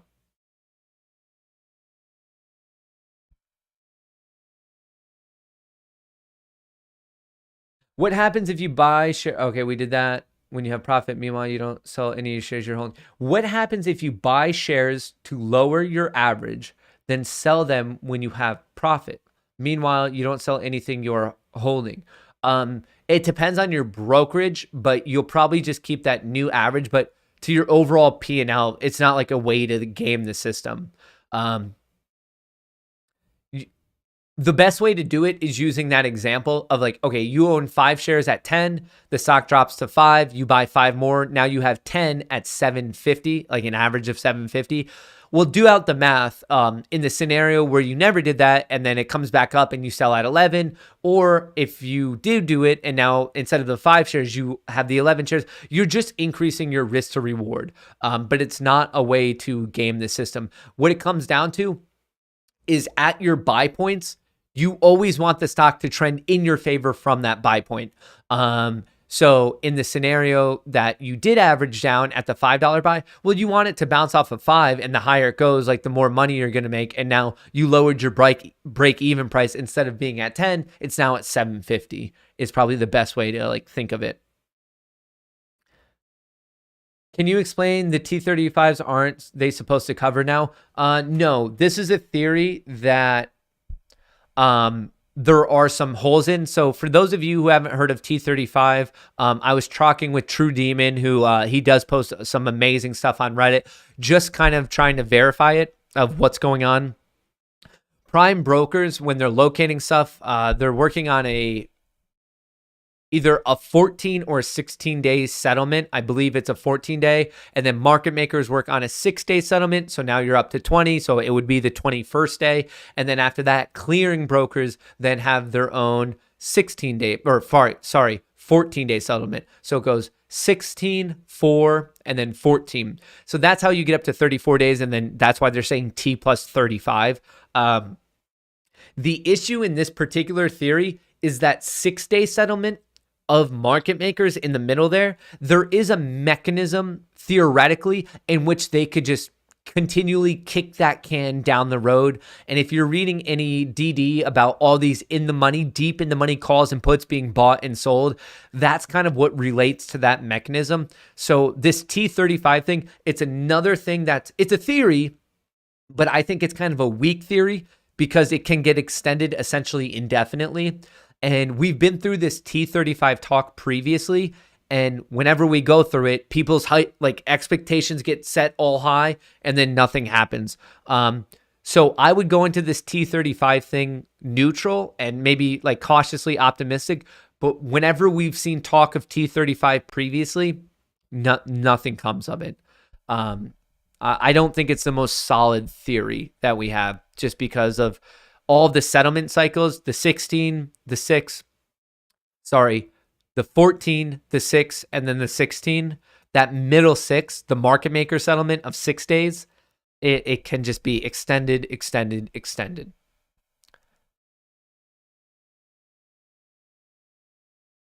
Thoughts on EQIX yesterday? You showed a call option on 870 strike Tiblio, and it's down more than 50%. Do you think it would be a good... No, the EQIX was about a credit spread to sell. So if you're selling a call credit spread, that's actually more of saying you don't want it to go above that level. So you had to sell one call and then buy another call. That wasn't a straight up buy a call or straight up sell or buy a put. That was a credit spread play on EQIX. Man, don't you just love a 10% gap up and a drop 5%? I think it's a psychology play. I think they're trying to really shake some people out, and I think it's a bluff. I think it's a bluff of a move. What are your thoughts on Cardano? I like Cardano. I'm in Cardano. I'm happy that Cardano's running. Show the FTD plus 35 chart. I don't know where that is. I very much want it to come, but I'm not going to sit here and guarantee anything. Like, I'm not saying, oh, I hope they're wrong. I want them to be right on the T35 thing. But I'm telling you that in the past 6 months, we've been hearing a lot of the T35, and it's really not come to anything like too crazy.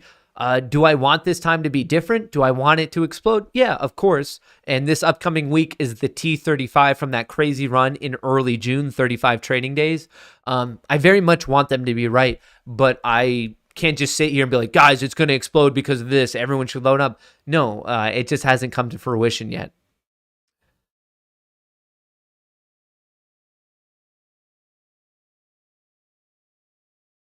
Can you interview CA rep Brad Sherman, Shootout Citadel, during an interview about their dealings with Robinhood? I haven't seen that interview, but I'll look into it. That sounds cool. Brad, here, I'm going to screenshot that.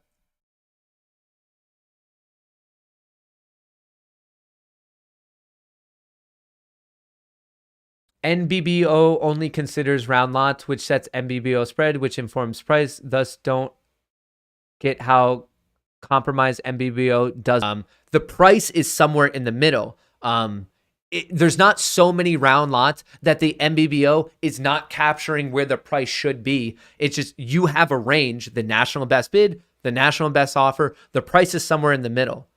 That's all it is. Like, your trade execution quality is basically how close can you get to that actual price without getting completely gutted by market makers.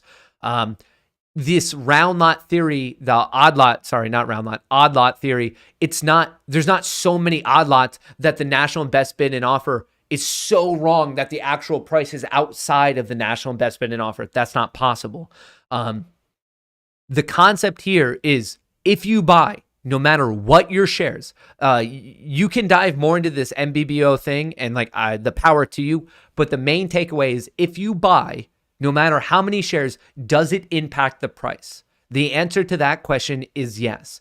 Does it not impact the NBBO? I don't think it would impact the NBBO. It doesn't make sense to me that it would. So I'm not disagreeing with anything, but because it doesn't impact the NBBO does not mean that it doesn't impact the price. Whenever you trade, it has a material impact on the price. You are pushing it up, you are pushing it down. The trade hits the tape, people see it, you are buying it from a willing seller. I don't even know how NBBO would come into the conversation of impacting the price. The NBBO is the national best bid and the national best offer. It's not called the national best, here's where the price is at. There's this... I guess my understanding of it and the way I'm thinking of it, I'm obviously not articulating it right. I don't see why odd lots would impact the NBBO. The NBBO is just the highest buyer and the lowest seller. It's not about trade execution. It's sitting buyers and sitting sellers, nothing about the current trades being executed. Why can't we bombard Twitter like we did with getting your channel back? SEC investigate team naked shorts. We could, but that doesn't mean that they're going to do anything. People for a while there had dark pool stuff trending, and it's not like they then the next day looked into dark pools.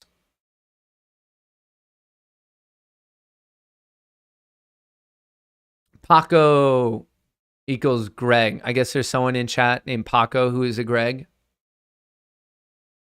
Hey, Matt, what are your thoughts on NEO? Not sure if you still have a position, but earnings are tomorrow, and I have some 46 calls for Friday. So I like NEO as a long-term play. For in the short term, you're flipping a coin with earnings. It's either going to beat or it's not going to beat. I am in the medium to long-term bullish on NEO, but like what it's going to do specifically this week, I mean, it's the flip of the coin. Your guess is as good as mine.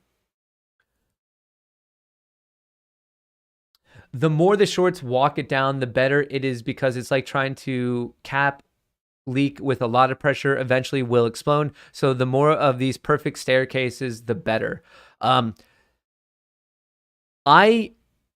now, if what market makers and hedge funds and prime brokers are doing, if they're suppressing the price to the point that we're getting a discount, honestly, I feel like we should send them a fruit basket, because that means that we could get more for cheaper. And eventually you can't do that. If you're running a store and you're selling something on discount, you're eventually going to run out of money and you're going to go bust. It cannot go on forever. So if in the meantime, they're just giving us this amazing discount where we can buy more for cheaper before the explosion. I mean, they should be on our Christmas list. Issue is people don't know what the NBBO is. Yeah, so maybe that's where I'm explaining it wrong. The NBBO is the highest sitting buy order and the lowest sitting sell order. It's a sitting order. It's a sitting buy and it's a sitting sell. And all the trades are being executed somewhere in that spread, inclusive of those bounds. It's just a sitting buy and a sitting sell. It's no commentary on the trades being executed in real time in between that spread.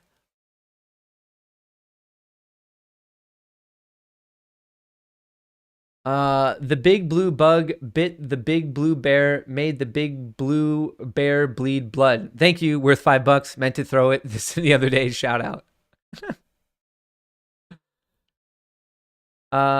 Hedge funds learned their lesson on GME and were prepared with AMC. This is a waste of money, time, and I'm done screwed. Paco. Okay, you're done. Cool. Like that's your own decision. I'm not telling anyone they should or should not be in AMC or GME or any other stock. I'm letting you know what I'm doing. Paco, do you really think that you're so important that your super chat is going to be like, oh, everyone's like, oh, Paco's out. We need to be out too. Paco, that's your own decision. In all honesty, other people probably don't care. You shouldn't care about what other people are doing. Have conviction in your own trade. And if you're buying and or selling, don't influence someone else. That's their decision. It's that simple. Paco, no one's going to follow you, man. That's your decision. If you're out, you're like being a negative Nancy, cool. Leave the party. It's that simple. If you don't want to party with us, great. See ya. Is there any real benefit to buying 1,000 of AMC at 32, then selling 1,000 at 35 the same day if your average is 40, just to pull the average down? Well, you would help yourself because you made a profit, so that would help. But it would be net neutral to the cause as soon as you buy and then sell. You're still holding your other one, so it would help your P&L. That's the real benefit, is it means that overall your portfolio is at less of a loss. Why didn't more people buy after the amazing earnings? I think people bought a shitload in anticipation of it, and then with the bit of a sell-off today, when we cracked through 36, I think it prompted a bit of psychological capitulation. Matt, just wanted to drop in and tell you to be sure to check your oil before you go out for your anniversary. It's important. Crazy looking level 2s on GME thoughts. So remember, this is just the level 2 for the New York Stock Exchange. So this is like a little picture of the entire, a little part of the entire picture, I should say.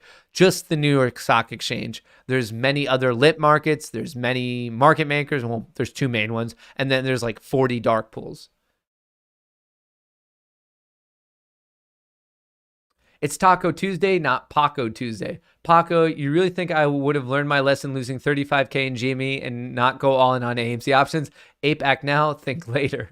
Hello, clearly you care, bro. Chill out. But take this 250. Hope it makes you feel better. Holding to the moon either way. This isn't an airport. No need to announce your departure. Ape strong. I think I taught Paco how to fish. Look, buddy. Don't be a paper-handed Paco. First of all, Paco, you're a... How long can these billions, in quotes, of fake shares float around before something gets done about it? Just dumb money asking.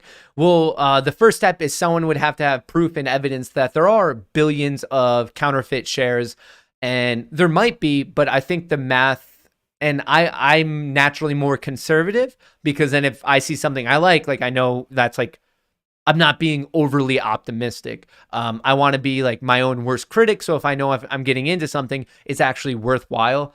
But really it comes down to like, okay, someone needs to have the proof that there are X amount. Do I think that there's naked shares? Yes. Do I think that there's a considerable amount of naked shares? Yes.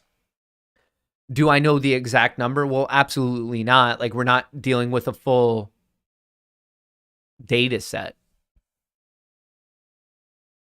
Hey, Matt, why wouldn't we? All right, we did that.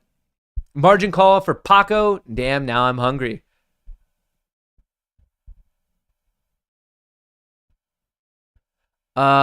Tressa Shepherd. Ooh, hashtag super chat, Matt. Tressa, I love this. Like, honestly, at first, here's how it went. When people were like, this one is awesome. You're a liar, dude. On your interview with C-Pain, he specifically said the shorts have unlimited money. Stop lying to your people, man. Super chat, Matt. How can they have unlimited money when there's no such thing as unlimited money in this planet? Money is a finite resource. There is not unlimited money unless you're the Federal Reserve, where you could just make money. That's a different story. But anyway, you're pissed off. You called me super chat, Matt, sending me a super chat. Do you know how stupid you seem? Seriously, at first, like, that's so dumb. What is going on in your psychology that you said, super chat, Matt? You sent me a super chat. You are the one making me super chat, Matt, by sending me a super chat. Oh man. Do you know how insane that is? Like, I feel like I'm taking crazy pills. I'm in a glass box of emotion right now. All right. What? I need a psychologist or a psychiatrist or something to explain it, because I feel like I'm being some weird form of gaslit. You called me super chat, Matt, but you were the one who sent the super chat. The idiocy involved in that. Oh man, I don't know. That one's gonna keep me up at night, because it's just gonna be running. They're like, they called me super chat and they sent a super chat. I love it. I love this. Like, it's not until social media that you get to see such a bell curve of human psychology. And this little aspect, I would assume, on like the lower end of the bell curve here, like, I get such a great insight to it. And it's so fun. They sent me money to say that. This is fascinating. Fascinating. You know what I'm going to do? I am going to take that money and I'm going to go back and I'm going to look at all the anti-super chat chats. I'm going to find all that money. I'm going to take that money. I'm going to go hire a graphic designer and I'm going to make a shirt that says Super Chat Matt. And then I'm going to sell that shirt to really piss these people off. So folks, in the next week, 2 weeks, 3 weeks, give me some time. I'm going to make a shirt that says Super Chat Matt, and I'm going to sell that shirt just to see how much I could piss these people off. Hang on. Where's my Twitter? How do I change my Twitter name? How do I change my Twitter name? All right, edit profile. All right, Super Chat Matt. Bam.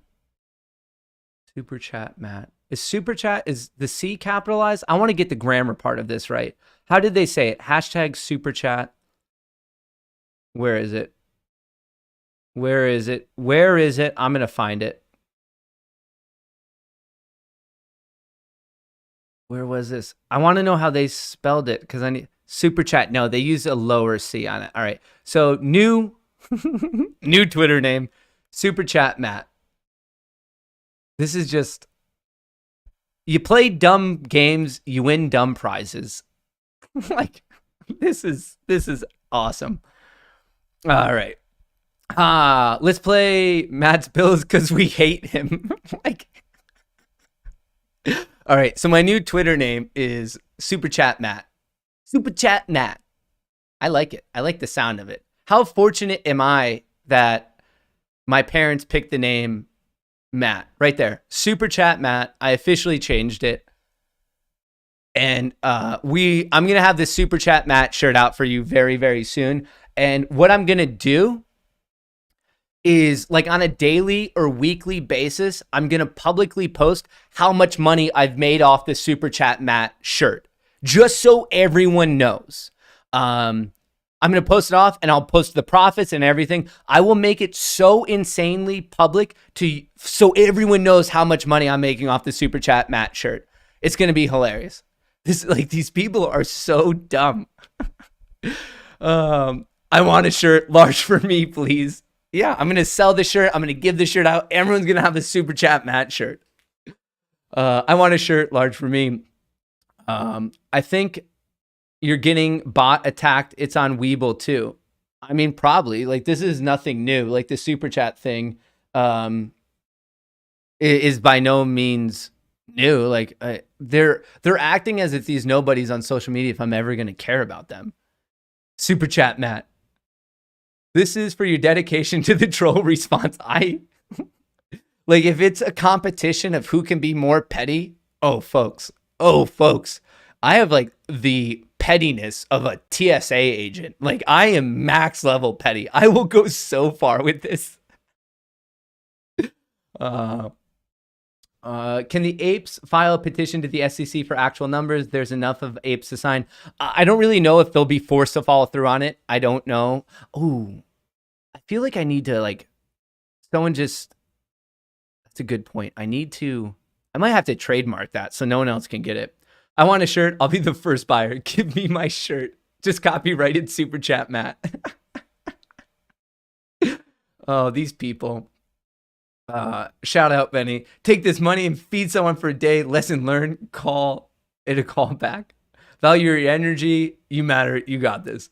Matt, I'm just going on for a minute. He asked you about Saytech being bought by Robinhood, and if it's true, your views on it. It is true, $140 million deal. And to me, I don't know much about the exact details of it, besides it was $140 million. I'm assuming they were in talks for a while, but it still seems very suspect to me. And it's suspect for two different reasons. One, why was it just announced today, like the day after its probably biggest use ever? And two, that's so much data from other brokerages. Like, can brokerages have that much data from other brokerages? It seems weird to me. I love it. Can I pre-order one? Oh, we're going to do it. Love when Matt's get angry, so here's $5, Paco. It's so... FINRA looks like it updated today. Can you take a look at the institutional ownership? Appreciate it. Yes. So EK, I'll include that in like my update video just so I can dive into it and see if there's anything, I guess, a little bit more noteworthy. I don't want to burn the last like 3 minutes of the afternoon stream on that. Comfy Owl Designs, we can make your shirts. Hey, Comfy Owl, could you DM me on Twitter? I love this. Took my profits from GMG and threw it into AMC since the shares are on sale today. Thanks, Matt. Stop reading the Greg's those. They have been with you while you know who you are. Buy your girlfriend something nice. That's the next level. I need to think of something more absurd to then do with it. I'm just going to leverage it. I'm going to take all the Super Chat chats, the ones anti-Super Chats, and I'm going to get a graphic designer. I'm going to take that graphic designer, make a shirt, sell the shirt. And then I think I need to think of the next thing, the next bigger thing to do with that shirt. So it's going to be a brainstorming session for me tonight on that one. My wife is a therapist. She said, you're doing it wrong. Calm down. Check Poker Life on EA, G4, CD, or streaming. Check Poker Life. King Magnetic. Take my money. Super Chat Matt. Matt is a liar. He isn't a duck, yet he claimed to be one. For your sale analogy, 5 whales in a room bidding between the 100, 125, and 100 small builder willing to pay 150 odd lots. Price range is wrong. No, because you're not going to get filled outside of the MBBO, Joshua.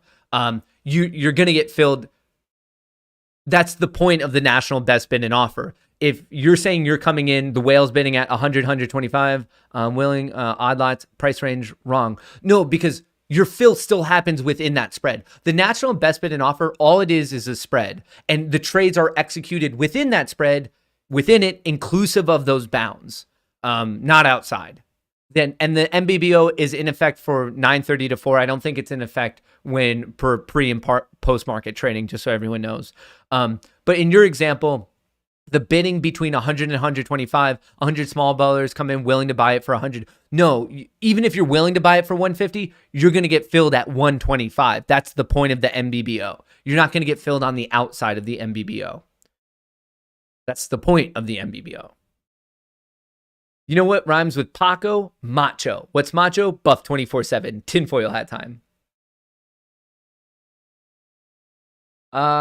Would it make you do anything with Top Shots or those horse trading NFTs? I think they're called. I still have a lot of Top Shots, and I have no idea what's going on in the Top Shot market right now. I have like 5 Top Shots though. Is it like the market completely dried up? I don't know what's going on. You should wear it on an XXL or a Payne interview. I'm an XXL, by the way. All right, we'll have to figure out. I need to know the next thing of where to leverage that money. I need to do something just so absurd. Just bought some lemon pepper tendies. Shout out, Nicholas. I like that. Would it make any sense for apes to create a buy wall at 30 with limit orders? We can, but a buy wall is a lot of money. So it's like, how much free money does the ape community have? Sent you a DM. Our trademark attorney happens to be in Philly. He is the best. Shout out, Gary. Oh, I appreciate that. I love trademark attorneys in Philly. Hey, Matt, can you check short interest on BTBT? Give me a humble opinion. Please, I'm up 700% on some calls. I mean, if you're questioning what... Ooh, hang on. Ding, ding, ding, folks. The casino is closed. BTBT, if you're... Well, now you have to wait till tomorrow. So we can cover that in the morning because you can't get out now because the options market doesn't open until 9:30. Closes at 4. Did you see the bullish tweet from Coinbase from 3 hours ago? Tagged you. I haven't, but I will happily check that out. You have expense to run this channel and buy new computers. I mean, at this point, it's just insane. It's so funny. It's so hilarious. Super chat, Matt. I wanted to complain. Here's my money. I don't know what's going on, but I'm FOMOing in. From the fact that Paco will be running 3 Honda Civics with spoon engines. Matt, what if they try to data farm AMC shareholders since Robinhood bought Say Technologies? Do we do anything to make sure? But even if they data farm, what would they do with it? Because Robinhood is not actively trading. They're a brokerage. Robinhood doesn't really have a position. So I'm trying to understand if even if they had it, what would they do with it? I have a buddy named Mark. He'd love it.